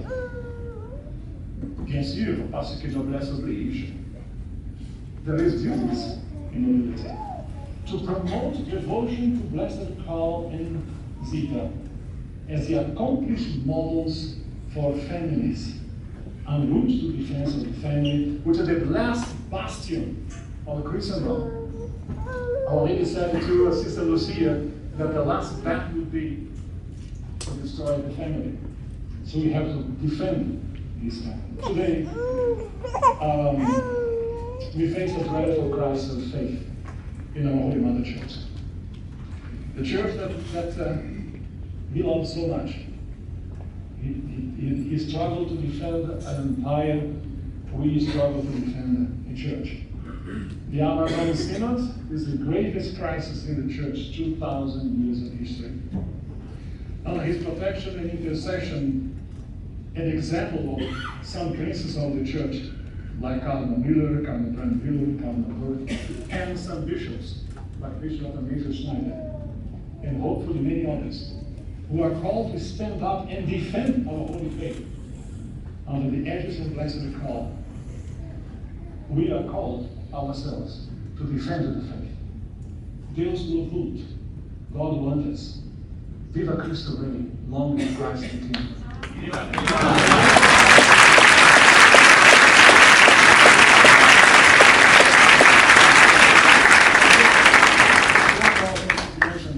I mentioned the statue of Luther that was erected in Rome.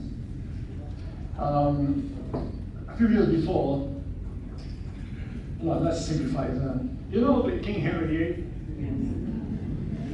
The man who, some men collected stamps, he collected lights.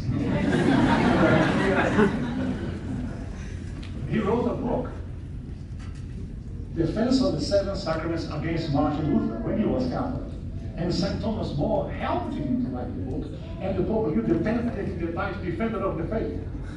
After his apostasy, the book became no talk about it. It was an indictment against the British Crown and the British throne, the British Church. I found this book in Australia. I'm also Australian citizen, by the way. God save the Queen and bring her to the church. And so in Australia, I found a book in Newcastle, in the library of the University of Newcastle, and I had it edited and published to remind the British of the origin of their faith. And I have the book dedicated to Her Majesty Elizabeth II. Makes me feel good. I'm not Australian citizen. When I'm in Australia, I'm Her Majesty's loyal subject. So I had this book done. It was promoted in English and distributed. Until 2 years ago, I was in Rome.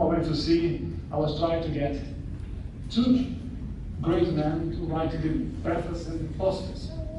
And I went to the Vatican, tried my luck, to see if the Cardinal Müller could help. He was the prefect of the CDF. I don't know how, but I arrived. There was a Swiss guard on the gate. I said, "Excuse me, I have a gift to His Eminence, Cardinal Müller." Oh, the CDF is there. We can go. I just walked in. This is great. I went back to the CDF. There was a gentleman there. I think it was a driver. I said, "Excuse me, per favore, I have a book here to give to Cardinal Müller. Two steps above, that's his office." Getting good by the second. Oh, wait there. There was a priest there. A Polish priest was the cardinal secretary.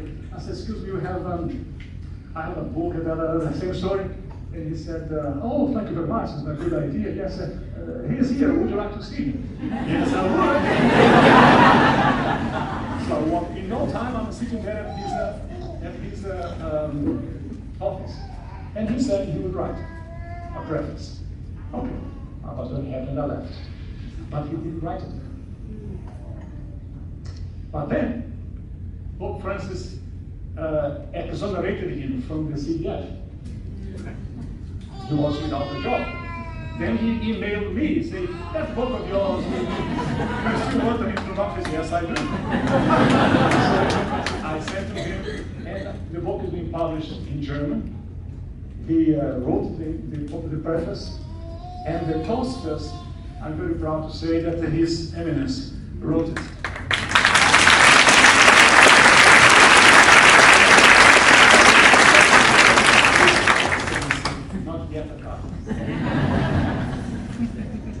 I have some books available for you. Now, to finish, we will ask ourselves, what do I have to do regarding the de-Christianization of Europe, of the West, of the world, in the light of the life of Blessed Karl von Habsburg? It imposes upon us to make an examination of conscience. We don't have this event as an annual entertainment. We must see this event as an annual proclamation, a crusade that we have to work. There are many movements here in America working fantastic work. I just met this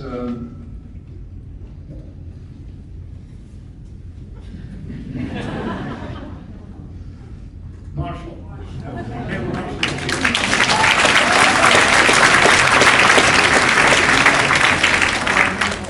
So we should become involved with these people, involved with these leaders, to defend the cross of Christ in this country and in the world. May blessed Karl help us. Thank you very much.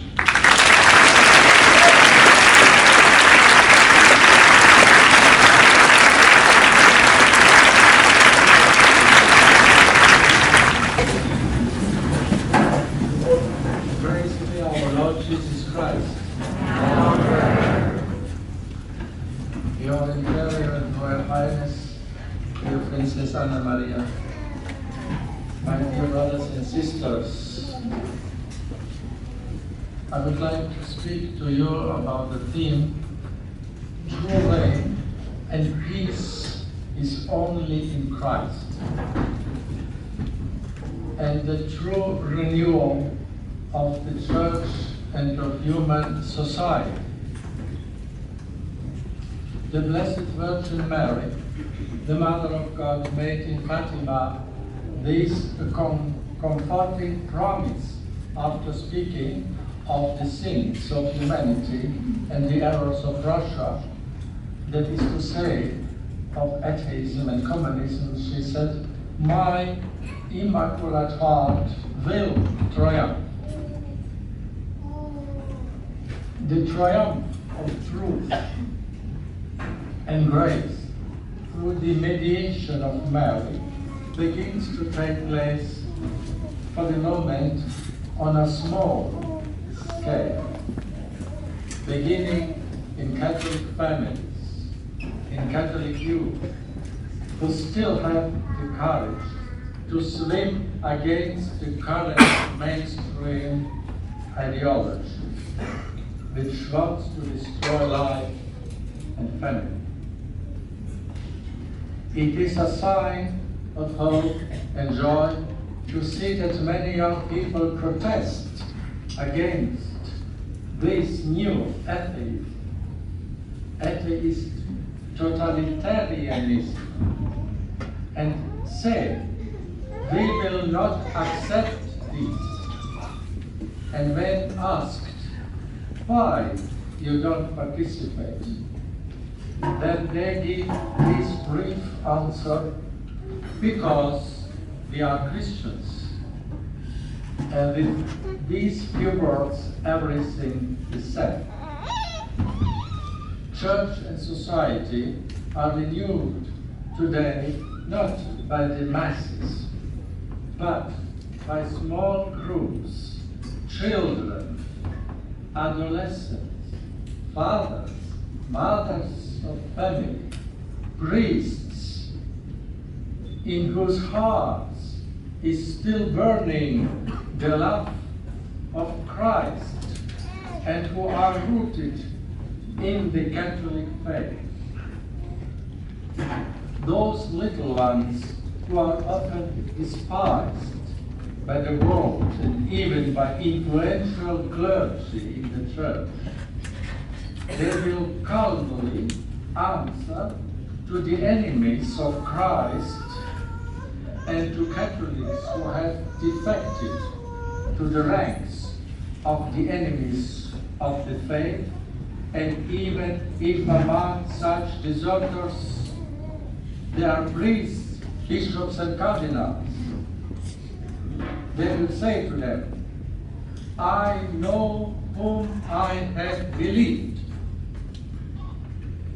I know to whom I have sworn fidelity of the Catholic faith in baptism.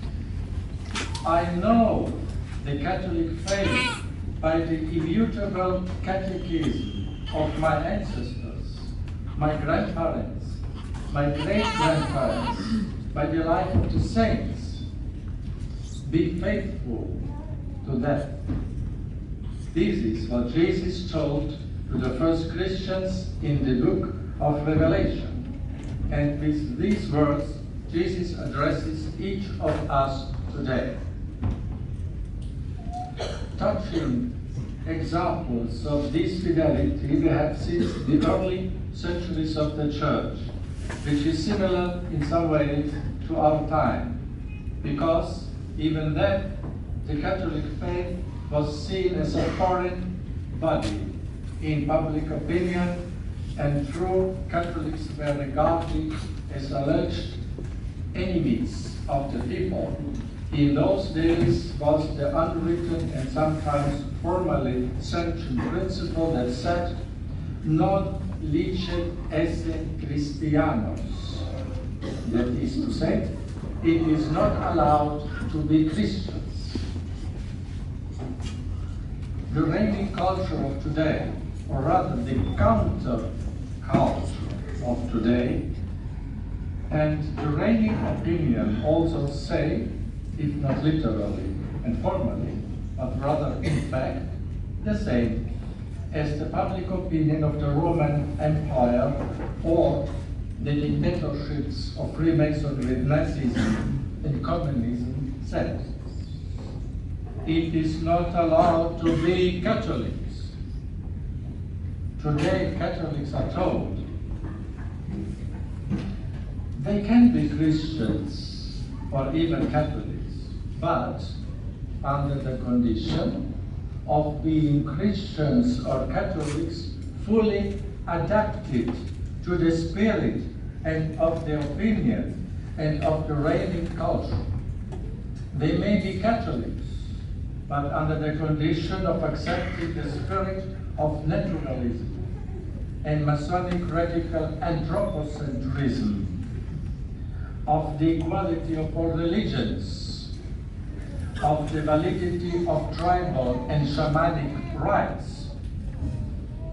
They can be Catholics, but under the condition of burning at least a small grain of incense before the idols of the counter-culture of today. However, they say it is not allowed to be Catholic without compromise, to be fully Catholic. This is not allowed. They say our time is characterized by an intolerant and totalizing ideological globalism. Already 100 years ago, Pope Benedict XV wrote the following words that seem to be realized today. Quote, the advent of a universal republic, which is longed for by all the worst elements of this order and confidently expected by them, is an idea which is now ripe for execution. From this republic, based on the principles of absolute equality of man and community of possessions, would be banished all national distinctions, nor in it would the authority of the father over his children, or of the public power over the citizens, or of God over human society be any longer acknowledged. If these ideas are put into practice, there will inevitably follow a reign of unheard of terror. Already, even now, a large portion of Europe is going through that doleful experience, and we see that it is so to extend that awful state of affairs to other regions. End of quote. Pope Leo XIII taught that man, and evidently in the first place Catholics, are obliged to resist the laws and demands of political authorities when they demand to do something that contradicts natural law and divine revelation. He must obey Jesus Christ, who commands us to give to Caesar the things that are Caesar's, and to God the things that are God's, and must reply courageously after the example of the apostles, we ought to obey God rather than man. And yet, there is no reason why those who so behave themselves should be accused of refusing obedience. For if the will of rulers is opposed to the will and the laws of God, they themselves exceed the bounds of their own power and pervert justice, nor can their authority then be valid, which, when there is no justice, is null. End of quote.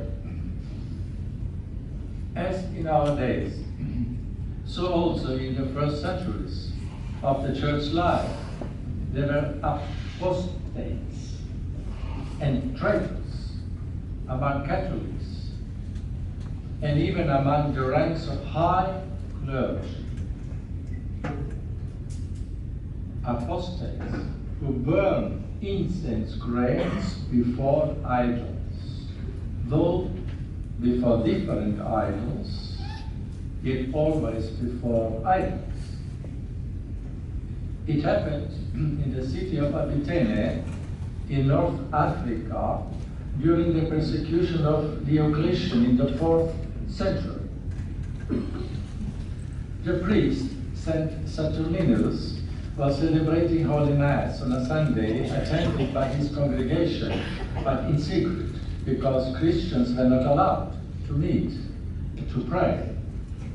Suddenly, the police raided the room and arrested everyone present. The children of the priest, born before his ordination, were also there.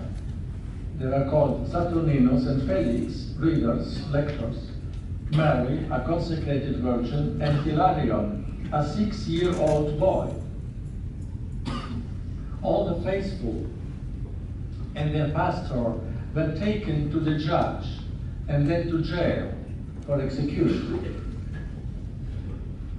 On the way to the court, their bishop, Fundanus, came to meet them, and who just burned incense to the idol before the judge, thus committing an act of apostasy, their own bishop. When the judge interrogated the child Hilarion, he replied, "I am a Christian, and I was in prayer. I went there voluntarily. Nobody forced me to do so." The judge, who was sorry to execute the child, tried to intimidate him with childish punishment. "I will cut your nose and ears." But Hilarion replied, "You can do that, but I am nonetheless a Christian." When the proconsul ordered their return to prison for execution, the little boy Hilarion and all the faithful exclaimed together, "Deo gratias, thanks to God." This child, the other teenagers present, the family fathers and family mothers, with their priest Saturninus, they have not only confessed the Catholic faith, but with the sacrifice of their life, they have also made reparation for the apostasy of their own bishop. It's quite up to date.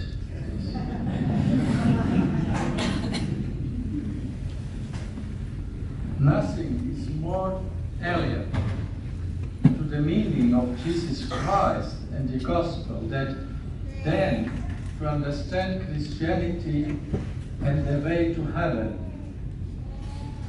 in the manner of a sentimental walk of individual preference, or as a sumptuous a la carte menu. Such a Christianity would be without a cross, without sacrifice, without obedience to the clear will of God, without self-denial. Therefore, it would be a Christianity without true supernatural love, and therefore without true joy in God, without a true joy of love, without the true and authentic amoris laetitia. Such Christianity would be an illusion. It would be a Christianity of the ego, and therefore the greatest antithesis of Christ himself and of true Christianity, its worst cartoon.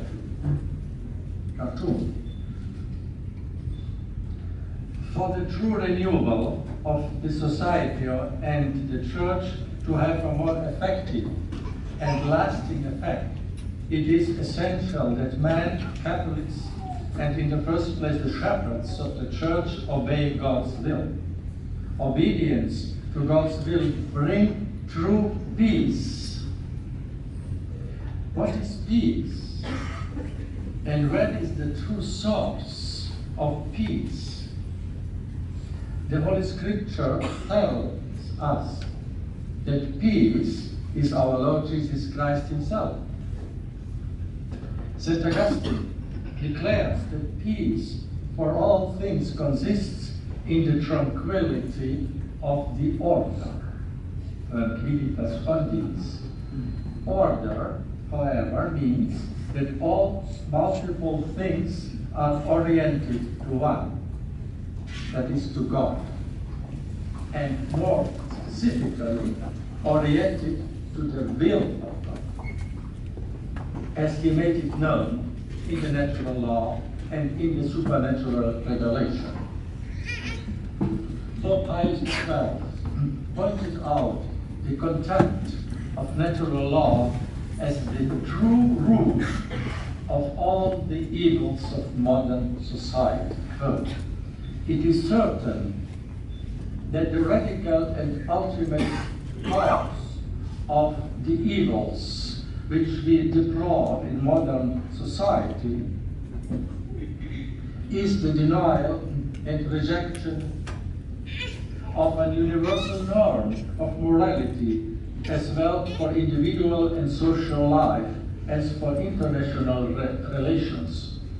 Meaning the disregard so common nowadays and the forgetfulness of the natural law itself, which has its foundation in God, Almighty Creator and Father of all, supreme and absolute lawgiver, all-wise and just judge of humans' actions. When God is hated, every basis of morality is undermined. The voice of conscience is stilled, or at any rate grows very faint.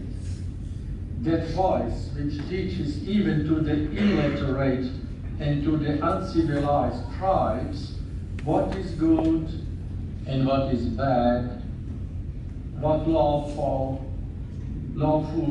what forbidden, and makes men feel themselves responsible for their actions to a supreme judge. End of quote. Man alone, that is, a society without God and without Christ, cannot be the guarantor of peace. As much as people in earthly life can strive to achieve their own happiness, it is transient and incomparable with the true peace God gives them. Man needs conversion to God, because only this guarantees an orderly and lasting peace.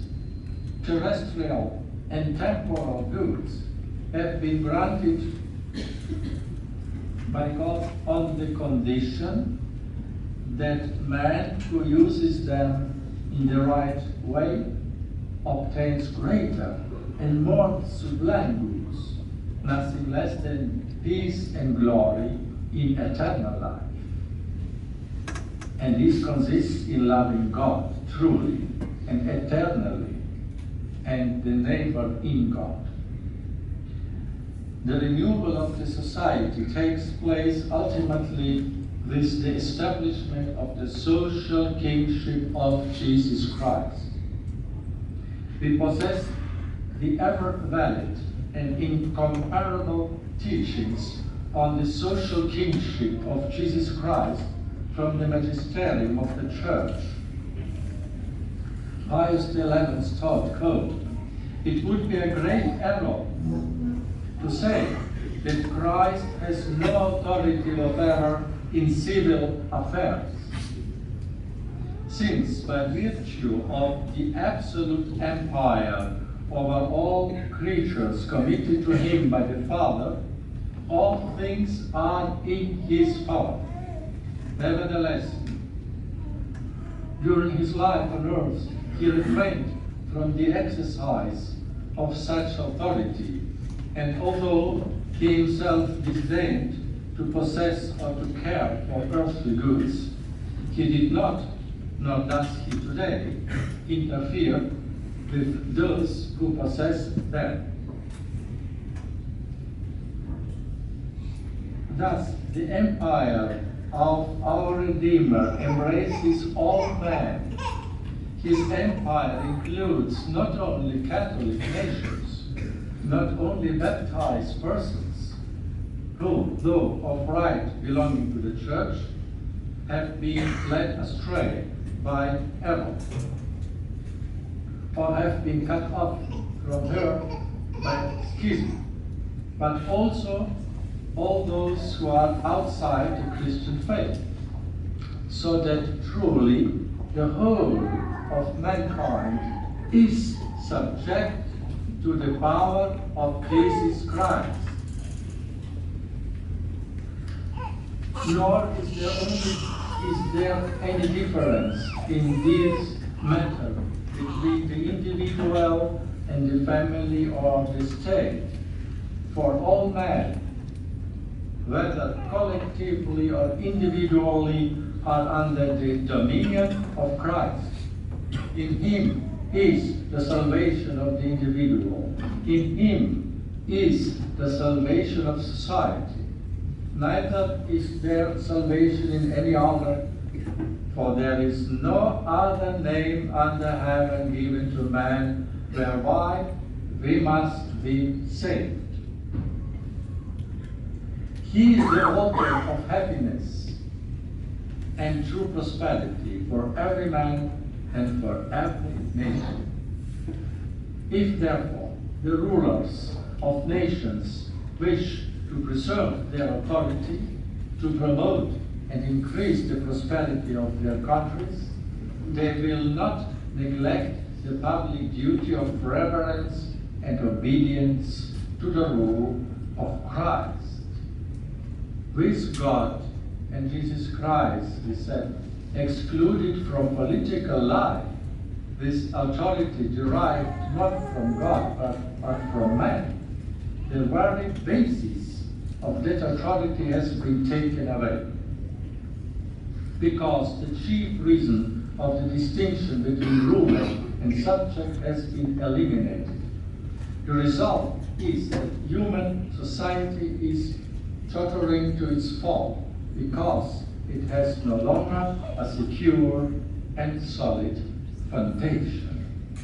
When once man recognized both in private and public life that Christ is King, society will at last receive the great blessings of real liberty, well-ordered discipline, peace, and harmony. So Pope Pius XI. His successor, Pope Pius XII, exactly 80 years ago, said, I quote, "At the heat of the road which leads to the spiritual and moral bankruptcy of the present day stand the nefarious efforts of not a few to dethrone Christ. The abandonment of the law of truth which he proclaimed and of the law of love which is the life breath of his kingdom, in the recognition of the royal prerogatives of Christ and in the return of individuals and of society to the law of his truth and of his love lies the only way to salvation." End of quote. If the church in our days will again begin to proclaim with courage and without fear the uniqueness of the doctrine and salvation of Christ and his social kingship, the world will start to find her. The church will become unsympathetic to the world. And the world, and in the first place the powerful international organizations, such as the United Nations, will no longer applaud the Catholic Church. From its beginnings, the Church has been aware of the danger of an illusory and caricatural Christianity without the cross, without sacrifice, without truth, and therefore without love. From its beginnings and throughout its history, the Church has known that the world will never become her friend of the Church until the end of the time. The world will persecute the Church, because Christ himself said, "If they persecuted me, they will also persecute you." The holy apostles taught the same. All who desire to live a godly life in Christ Jesus will be persecuted. St. Paul. And St. John says, "Do not be surprised, brothers, that the world hates you." The greatest temptation of the shepherds of the Church today consists in begging for the sympathy of the world. Therefore, such clerics speak according to the world. But such an attitude contradicts the words and spirit of Christ and his apostles. Thus, said the Apostle St. Paul, "Do not be conformed to this world." And again he says, "If I were still trying to please man, I would not be a servant of Christ." To many influential shepherds of the Church in our days, these words of St. John apply, I quote, "They are from the world, therefore they speak from the world, and the world listens to them." To these influential shepherds of the Church who conform themselves to the spirit of the world is listening, but not the true Christians. Such priests, bishops, and cardinals of today, who are beggars of the sympathy of the world, they have forgotten the conviction of the first Christians. The world hates the Christians, that is to say the Church, because she proclaims the truth of God, and because she refuses to adapt to the spirit of this world, as we can hear in these words of the Epistle to Diognetus, written in the 2nd century. I quote, "The Christians do good, yet they are punished as evildoers.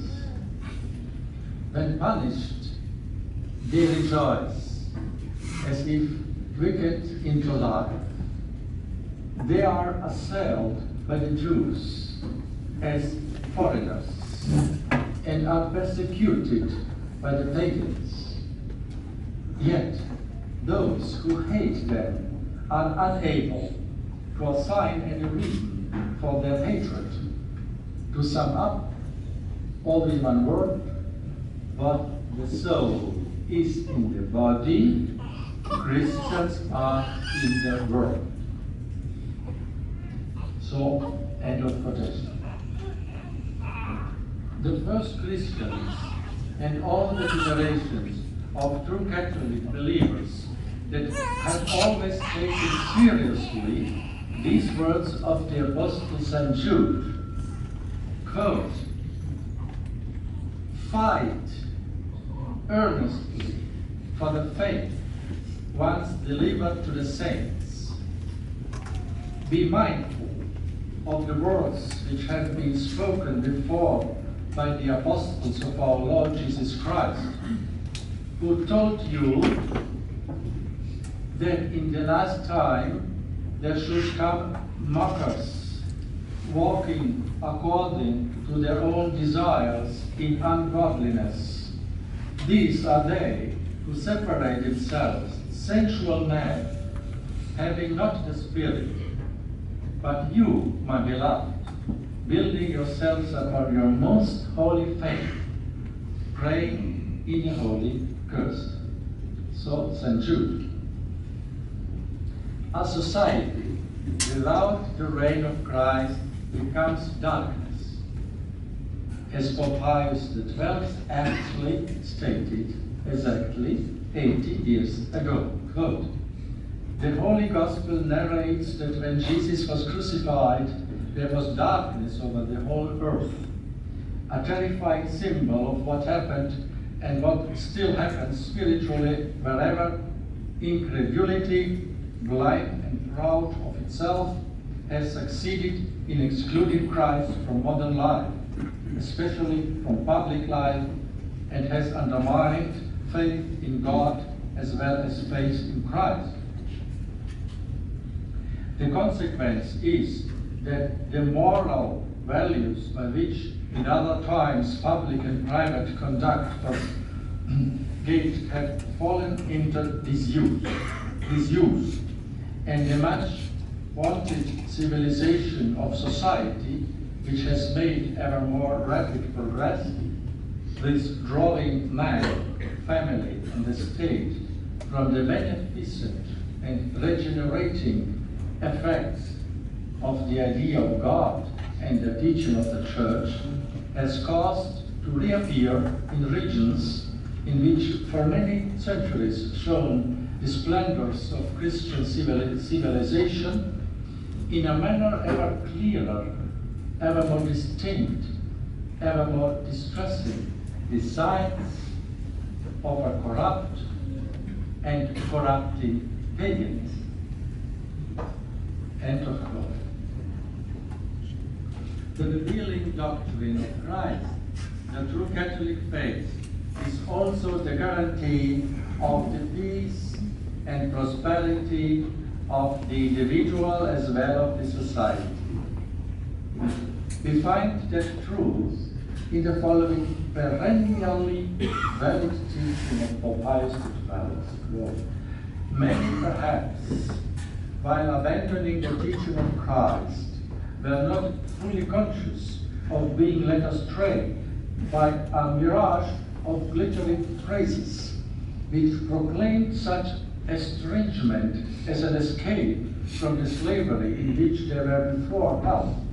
Nor did they then foresee the bitter consequences of bartering the truth that sets free for error which enslaves. They did not realize that in renouncing the infinitely wise and paternal laws of God and the unifying and elevating doctrines of Christ's life, they were resigning themselves to the whim of a poor, fickle human wisdom. They spoke of progress when they were going back, of being raised when they growled, of arriving at man's estate when they stooped to servility. They did not perceive the inability of all human effort to replace the law of Christ by anything equal to it. They became vain in their thoughts.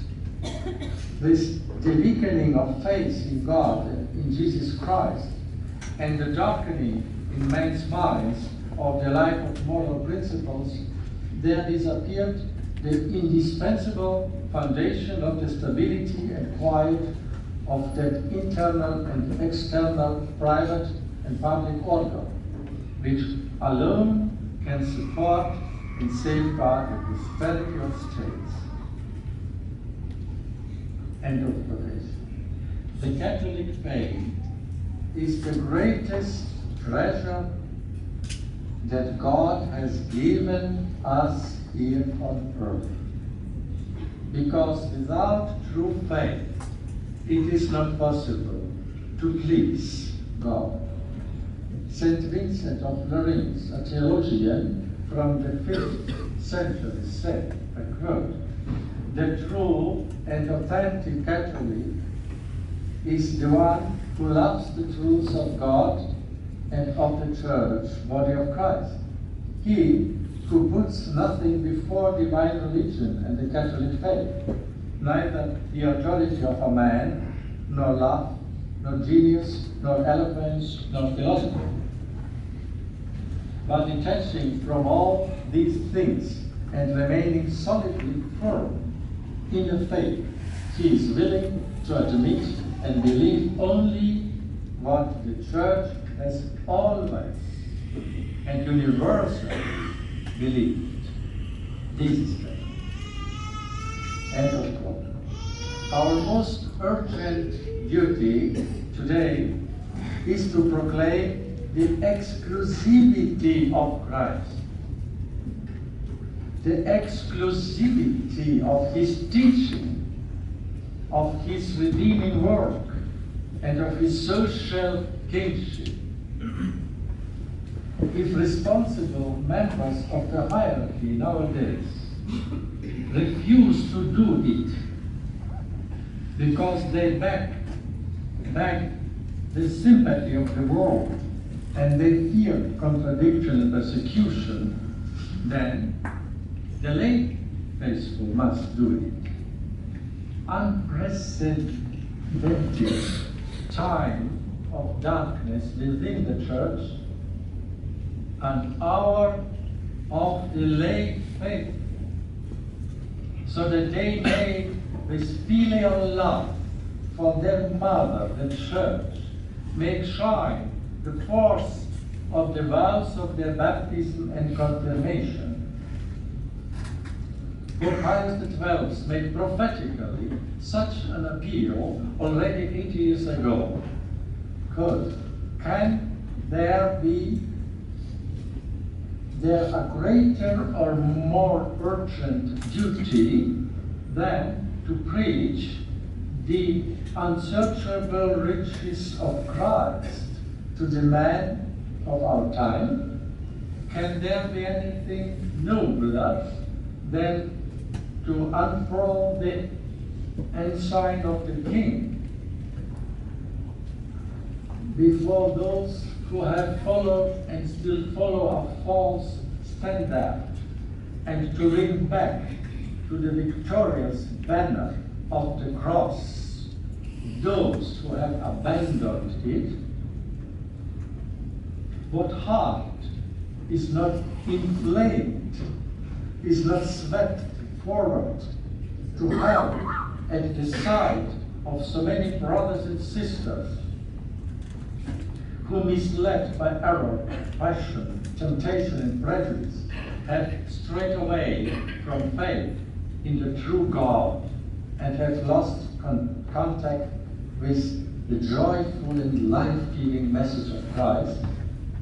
Who among the soldiers of Christ, ecclesiastic or layman, does not feel himself incited and spurred on to a greater vigilance, to a more determined resistance by the side of the ever-increasing host of Christ's enemies, as he perceives the spokesman of these tendencies deny or in practice neglect the vivifying truth and the values inherent in belief in God and in Christ, as he perceives them eventually break the tables of God's commandments to substitute other tables of other standards stripped of the ethical content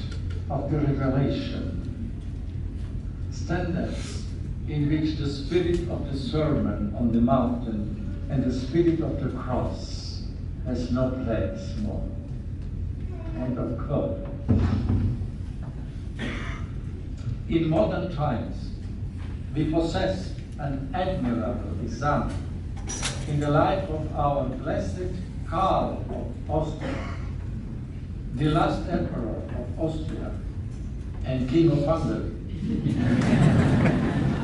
In the extremely difficult times of the First World War and occupying the highest political and social position, he denied, nevertheless, any compromise which would undermine the validity of the commandments of God in the public life and which would dethrone Jesus Christ from his influence in the social life. Blessed Karl categorically refused any collaboration with sin and with the godless powers.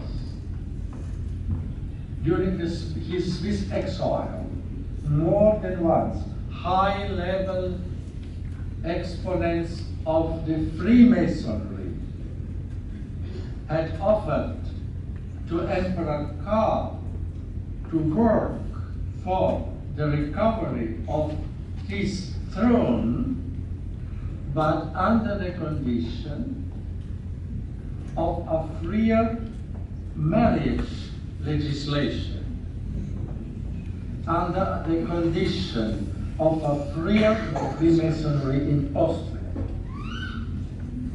The response of Blessed Karl to such offers were truly exemplary. Responses of a true knight of Christ the King. Quote, "What I have received from God, I cannot accept from the hand of the devil." Great answer.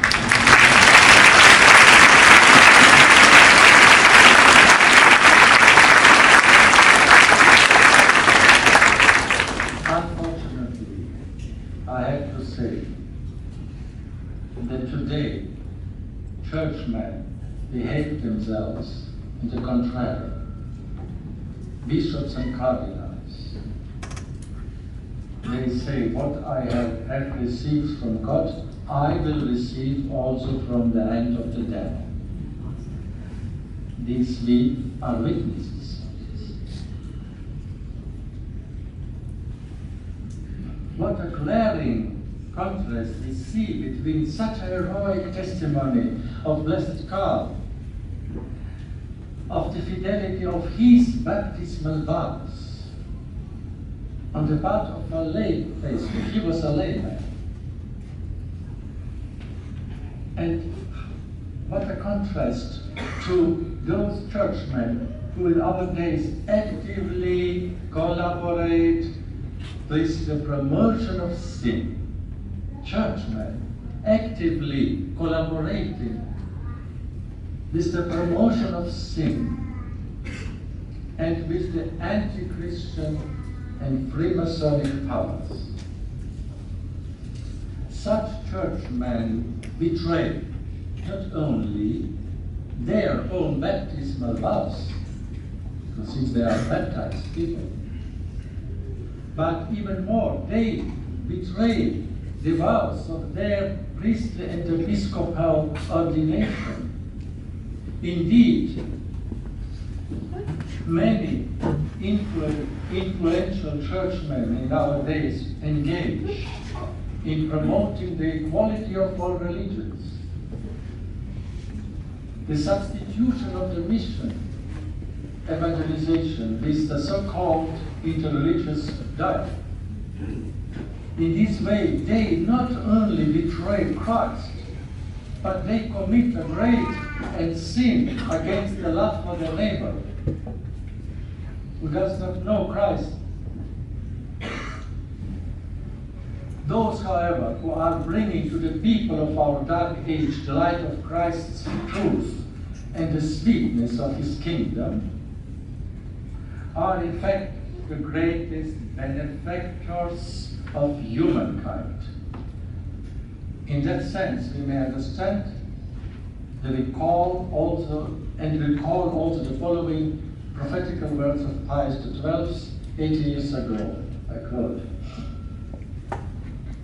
"Precisely because of this apocalyptic foresight of disaster imminent and remote, we feel we have a duty to raise with still greater insistence the eyes and hearts of those in whom there yet remains goodwill to the one from whom alone comes the salvation of the world, to one whose almighty and merciful hand can alone calm this tempest, to the one whose truth and whose love can enlighten the intellects and inflame the hearts of so great a section of mankind plunged in error, selfishness, strife and struggle, so as to give it a new orientation in the spirit of the kingship of Christ." End of quotation. My dear brothers and sisters, the Catholic faith is the greatest treasure that God has infused in our soul at the time and moment of our holy baptism. Immediately before baptism, we heard this question: what are you asking from the church?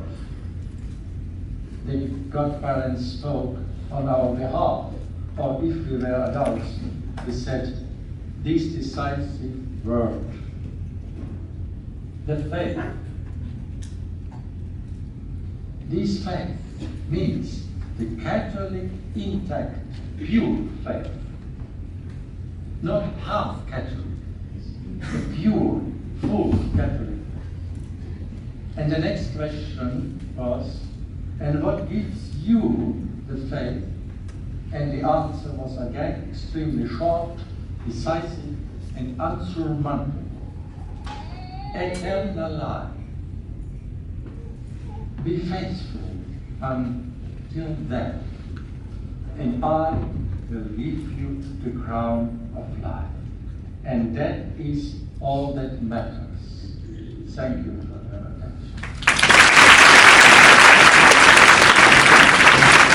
Princess Maria Anna Habsburg-Galitzine, born in Brussels in 1954, she is the eldest daughter of the late Archduke Rudolph of Austria, fifth son of Emperor Karl and Empress Suzanne.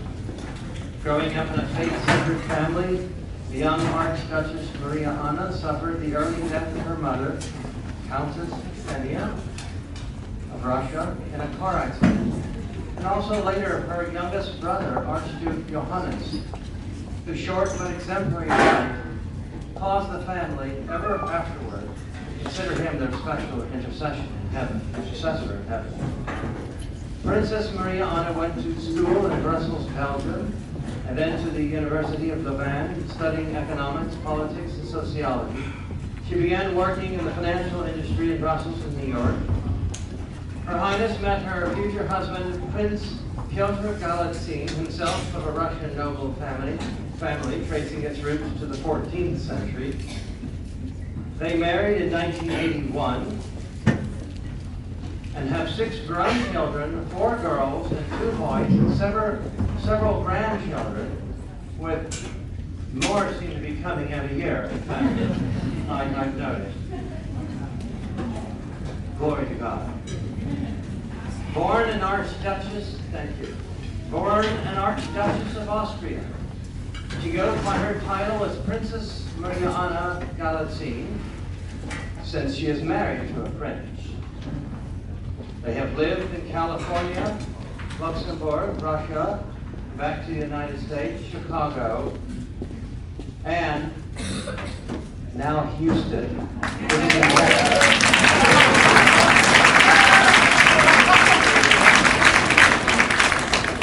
Not Dallas, but it is in Texas.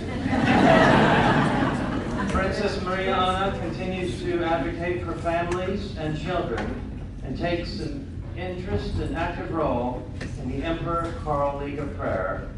Once again, Her Imperial Royal Highness Princess Maria Anna Habsburg-Galitzine.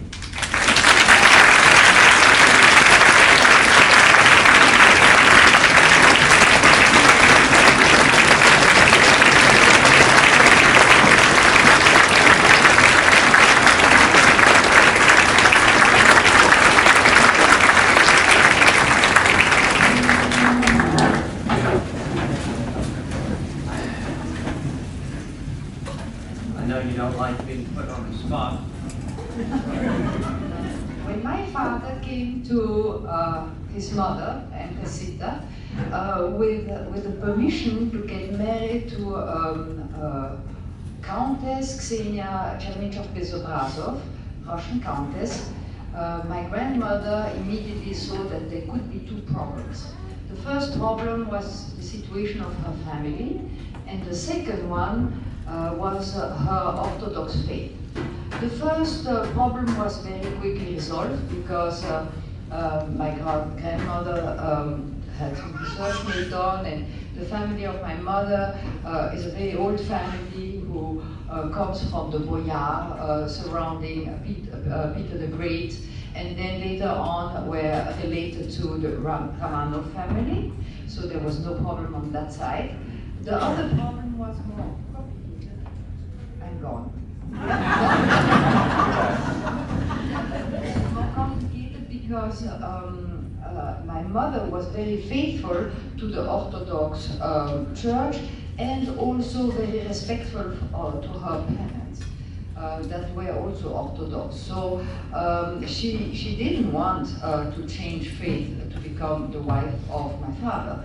So my grandmother, who is very wise, decided to ask Bishop Sheen his help. Why Bishop Sheen? Because Bishop Sheen was a friend of Pope Pius XII. And at that time, my family had to ask permission to the Pope to get married. So as she knew that Pope Pius XII, that we heard a great deal with Bishop Schneider, who was a very holy man, could have been perhaps a bit more difficult for the project of my father. So she said perhaps Bishop Sheen could make a good ambassador to the Pope. So my mother first signed a paper that she agreed to have us as children Catholic and brought up as Catholic, and that was no problem for her. The second thing she did is that she said that she would visit Bishop Sheen. So she was lucky enough, I think, for us when we know Bishop Sheen, to stay with him a while. You know, of course, Bishop Sheen. He is one of the first priest or bishop. At that time, it was bishop. Now he became then archbishop, who used the media to say his homilies, so more people could listen to his homilies, and he was a wonderful and charismatic speaker. So she sat with him, and they spoke about the Catholic education, and then also the Catholic faith vis-à-vis the Orthodox faith. In fact, there is, thank God, not too many differences there. Finally, he went to my grandmother and said that he found my mother a very good, she would be a very good mother, wife, and daughter-in-law. And she was somebody who hated lies, and somebody who was always looking to God in all her actions. So my grandmother was very relieved about that. Pope Pius XII accepted the marriage, and so they were married in 1954, as you were saying, in Tuxedo Park. And since then, I don't know if my father still was in contact with Bishop Sheen, I don't know. But my parents went immediately after their marriage to Europe and then to Africa. So at that time it was more difficult to keep contact. And I don't think they kept contact. Perhaps when my father was traveling to America, but since I don't know. Thank you very much. Thank you. You brought up, we're talking about your father. So how old were you when your mother died? Talk a little bit about that. I asked our attendees and guests to email me questions. I have 89 questions for you. Excuse me, 88 now. But tell us about how old you were when your mother died, and just about that, how that happened, and he remarried after that, and etc. When my father and my mother had a very big car accident, and I was 14 at that time, it was in 1968, my father had to go to the hospital. My mother unluckily died immediately in the car accident. And so my father was for a very long time in the hospital and then the re-education center. My grandmother came over and took over the household and was looking after everything. She was a wonderful person, quite strict, I must say. She was always in the same room downstairs, and I knew always that I could knock on her door and ask her help, because with 14, when you lose your mother, you have a lot of questions and you don't know really what is happening. And she was absolutely fantastic, giving me and us all, my brothers, help and good words. My father remarried in 72, and with Princess Anne-Gabrielle von Wede, and she is wonderful. She is the best stepmother ever, and we are still very, very good friends. After that, 2 years after, my little brother Johannes had an accident.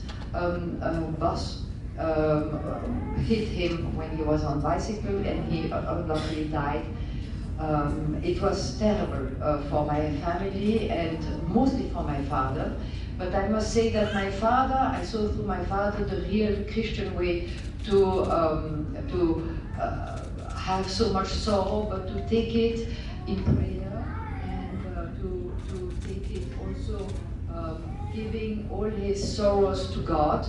He was father and mother to us for a long time, and he was a wonderful example. He had a very good sense of humor, was very active, enjoyed to discuss with us like Blessed Karl, and I think that was his example, he loved to have us all around.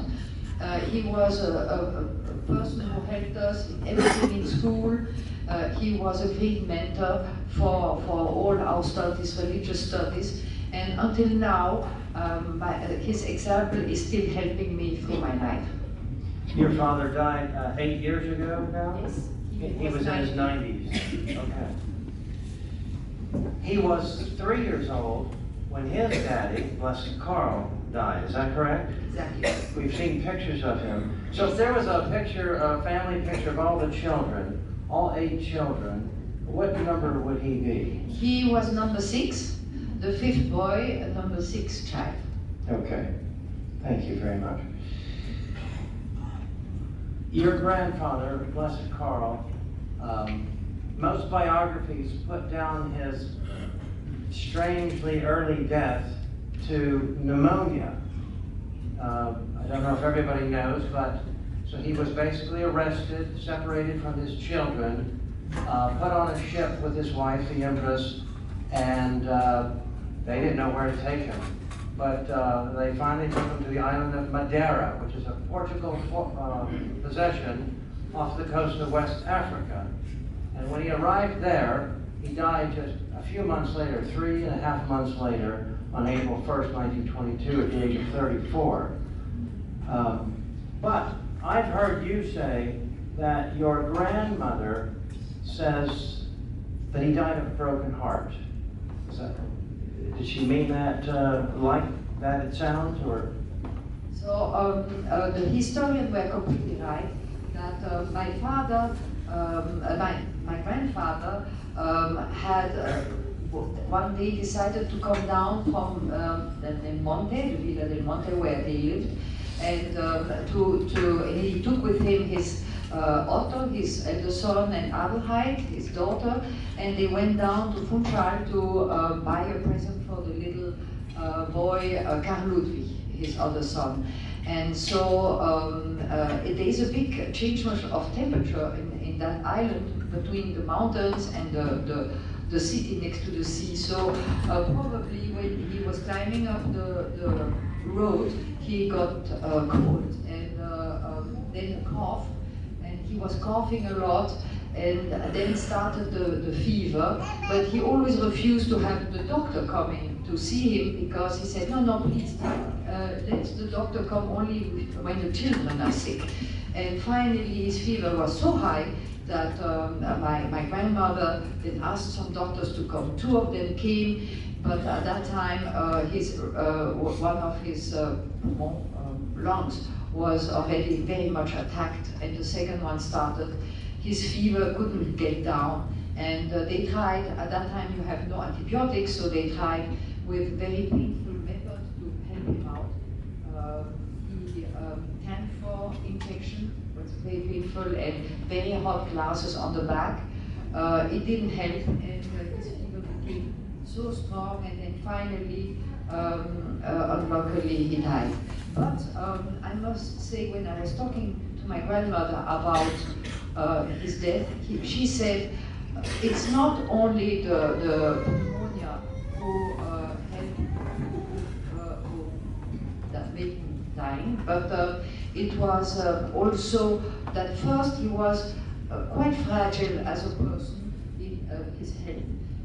I read the diary of Archduke Karl Ludwig, who was the brother of Franz Joseph, Emperor Franz Joseph, and in there the little Karl was quite often at his place, and he was several times he was sick, already very small, and Archduke Karl Ludwig immediately had this doctor in Vienna to take care of him, and the doctors always said, you have to pay attention, this little boy, he needs to have some medicament to get better.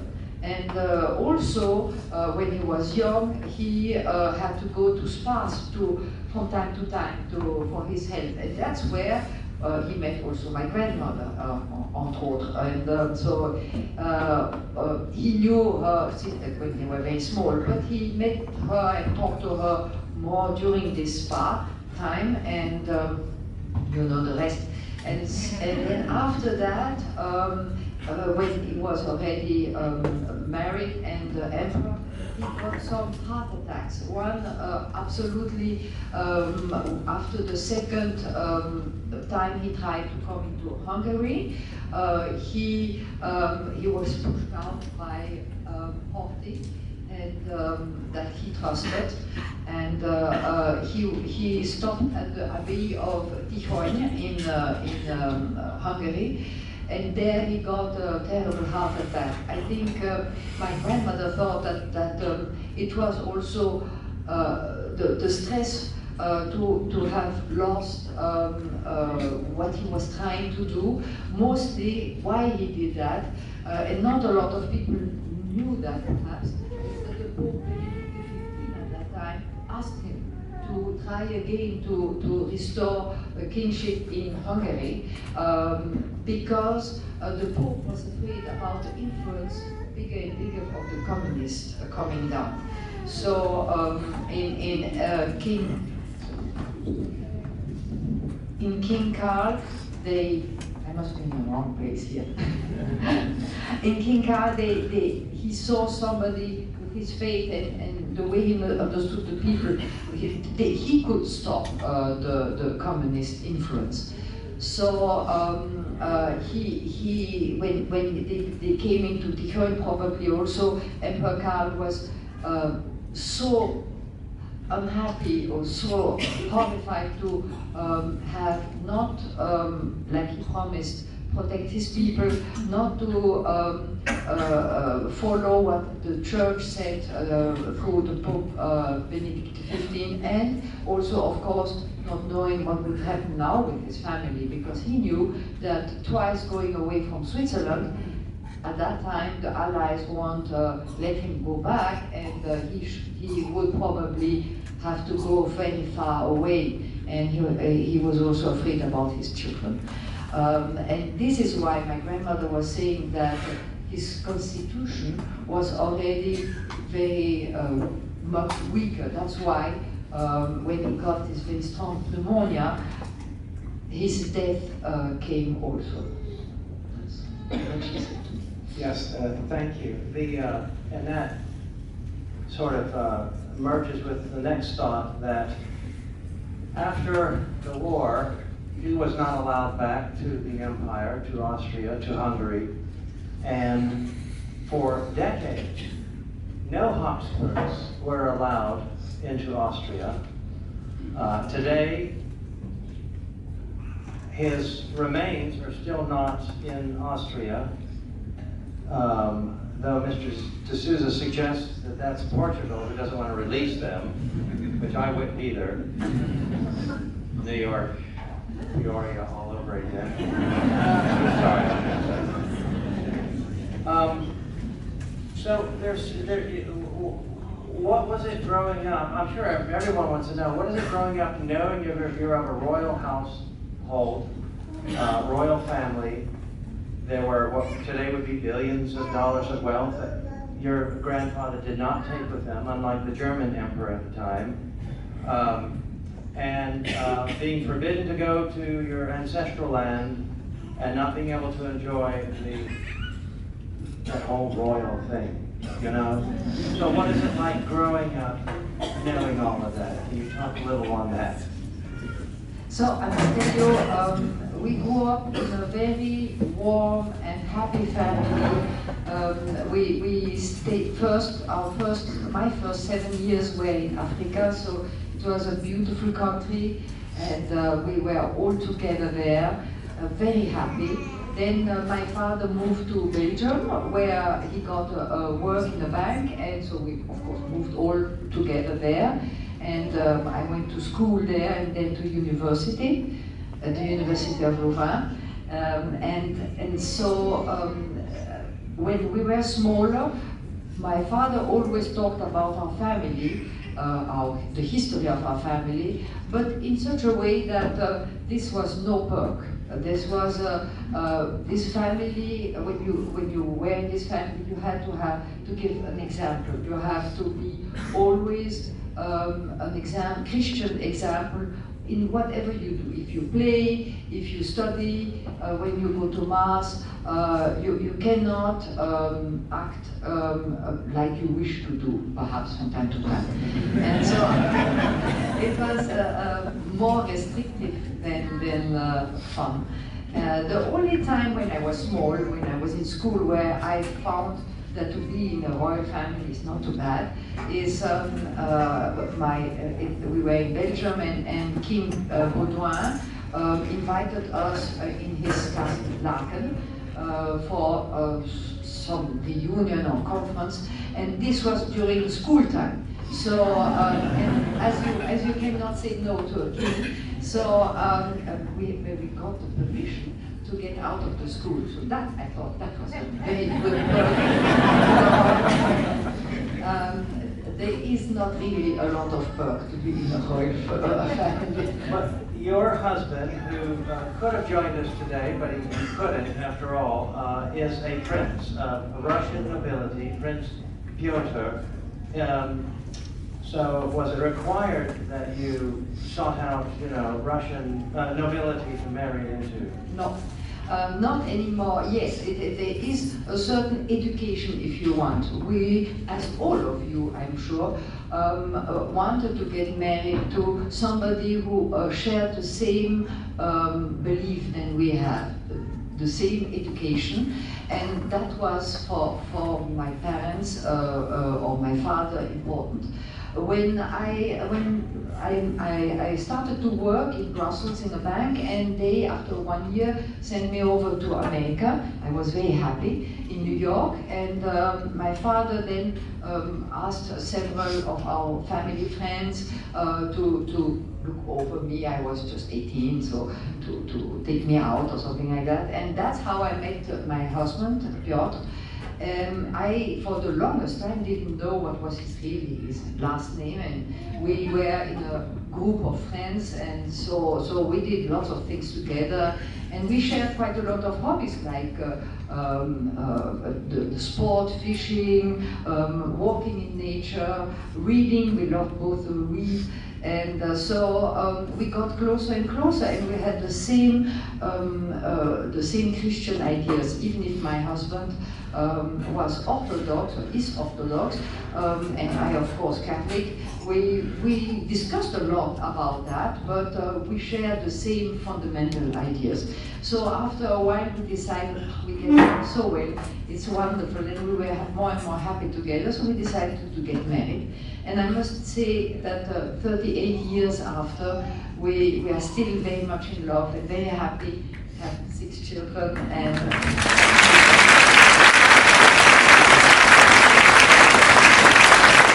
so you did not seek out royalty to marry. You were, don't you hate that? You're trying to go commoner. I know.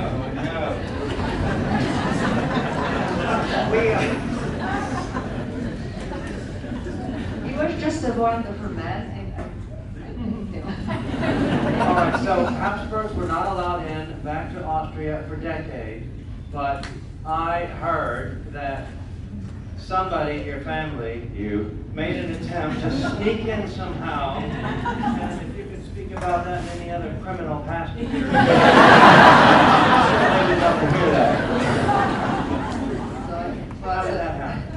It was 1975. I was in my second year in University of Louvain, and so they started a strike between students and teachers, and all courses and all exams stopped. So it was, I had nothing else to do, so I discussed that with my father, and I asked him if I could by any chance go to Austria, because there is a good university in Innsbruck, and the courses were the same. I studied economics, and so I thought that would be wonderful. On the other side, wonderful to go in a place where I couldn't go. So my father said, okay, and we have, through our family, we have this passport under the name, my name, Mariana de Bar. We got the name de Bar through the husband of Maria Theresa, Queen Maria Empress Maria Theresa, and François de Lorraine, he took with him several names, and one of the names is the Duché de Bar. It's a place in France. And so that was very practical because that was not Habsburg. And I came with my passport to the border. I was in a little show with all my package. And so I came there a bit afraid, and no, the border man said, you can go. And so I thought, this is easy, and so I went through. I was in Schneider already in Innsbruck, and I must say Innsbruck is a beautiful city if you have the chance to go there. It's a wonderful student city, lots of little cafes, and I loved it, really. The courses were very interesting, and then a big thing was that you could just, after courses, jump on your skis and like these beautiful mountains go down. It was fantastic. One time I got a little message from the director of the university saying, please come to my office. So I thought, oh my God, so they will now tell me to go away. And so I went into his office, and he closed the door, and he said, now I know from where you're coming. So I didn't say anything, and he said, you know what, I won't say anything, but don't have any problem with the police. So I promised him I would never have any problem with the police. And I had finished my 6 months in Innsbruck. It was very nice. That was my criminal past.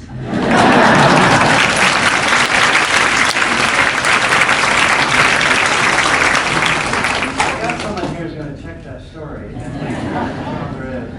So, this accent of yours that you have, what is your ethnic makeup? Is this French, Belgian, Northeast? I'm a big mix, but this it's normal because we come from so many countries. On my father's side, we are of course Austrian, German, French. On my grandmother's side, Portuguese, and Italian. On my mother's side, I am Russian. So my husband always says, this is the best part of my That sounds like a Russian. So exactly 50 years after Blessed Karl died, 70, my mathematics, 1st of April, so my father went with Archduke Otto.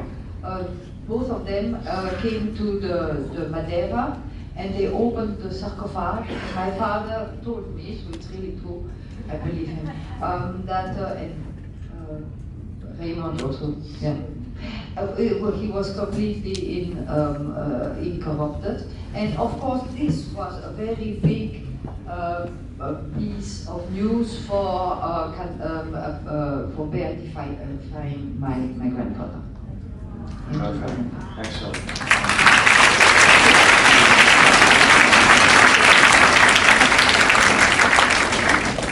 When he's canonized the saint, do you think his remains will be finally and fully returned to Austria? Do you know? I don't know, but I can say with Mr. Souza that it's completely true. My father worked a lot with Teodoro de Fayas. Thank you. And they worked a lot for the beatification of my grandfather. And my father was also asking the bishop, and what about transferring the body to the Gruft in Vienna? And exactly like Raymond was saying, that absolutely not. The people in Madeira considered my grandfather, Blessed Karl, their saint. They don't want to move him in exactly like my father was saying. Nobody wanted the family of Emperor Karl to be with them, nobody.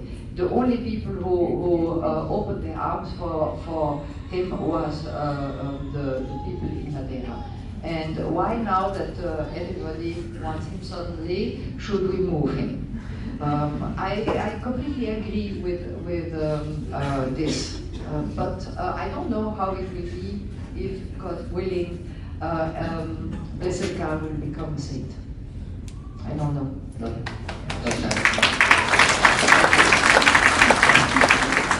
Several people emailed me questions. I have dozens of questions. I'm obviously not going to be able to get to all the questions. My apologies. But I had several versions of this question. Are you in favor of a restoration of the monarchy? Have you ever been asked that before? I'm not in favor. I think history cannot be repeated.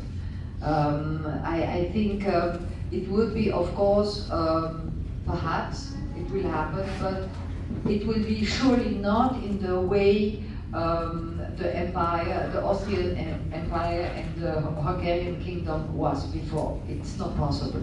On the other side, I know that my grandmother educated her children as being perhaps a family who would go back to a restoration. Mostly her eldest son, Archduke Otto, she raised him to be an emperor. In his studies, in his titles, he became very quickly, when he was 18, the head of the Golden Fleece, Golden Fleece. And my grandmother, when my uncle became 18, made an official announcement that she is not anymore the regent, and that now he would be the emperor if there is a restoration. So she did everything that she thought would be the will of her husband. I think later on, like history was going on, I don't know if she was talking about that anymore. I think the exile made us stronger people. In any case, the level of my father and then us, because we had no more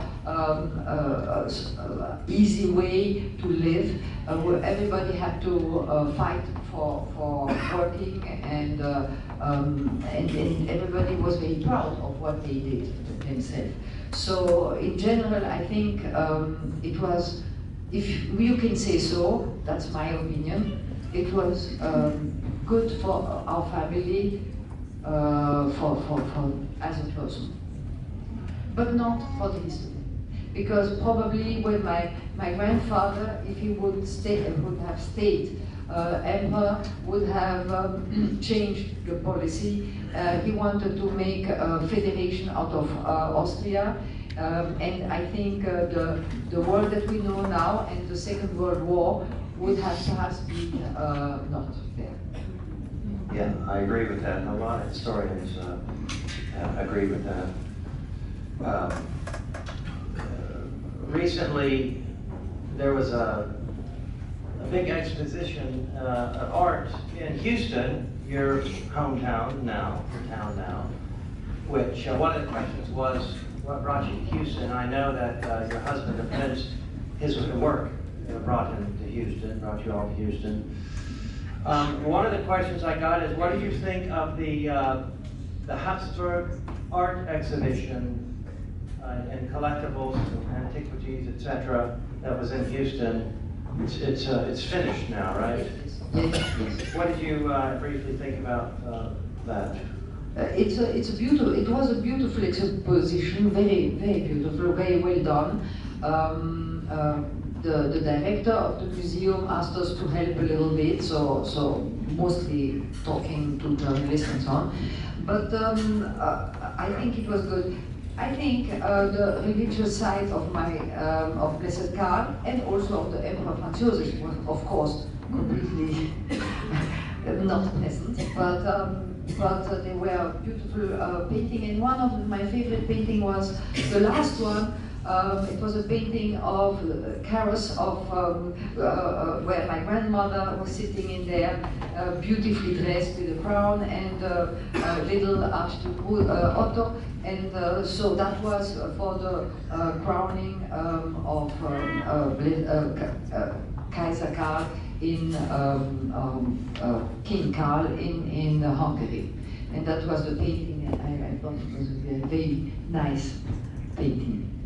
Were these on loan from Austria, which confiscated all of the yeah, of course. They came of the Pinatek Museum in Vienna. And so, of course, all our thing, and that's under the law of the Habsburg's law, that was one of the questions. There was 1919, if I can answer myself the question.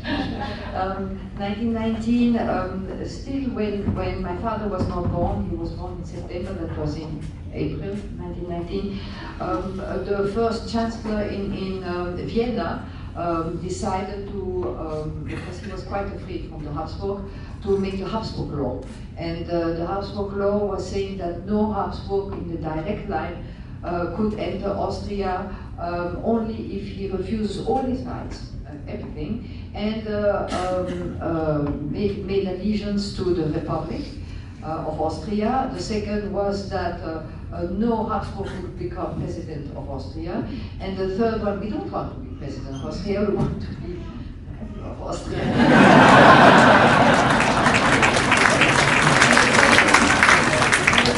Was that all the property, that's why I was thinking, were seized. Everything that belonged personally to the direct line of the Habsburg. That doesn't mean Schönbrunn or the Hofburg, because that belonged to the state. But the property that belonged personally to my grandfather and to his family. And they were all seized. So that's why, in fact, Emperor Karl had to go with no money, with nothing, because everything was taken to Madeira. And this is a family that ruled for 650 years the Holy Roman Empire, and as I mentioned, then the Austrian Empire, and then the dual monarchy of Austria and the Kingdom of Hungary. And so 650 years of rule that came to an end in 1918. And actually, your grandparents did have something with them. They had a very small collection of family jewels, which they took with them in exile.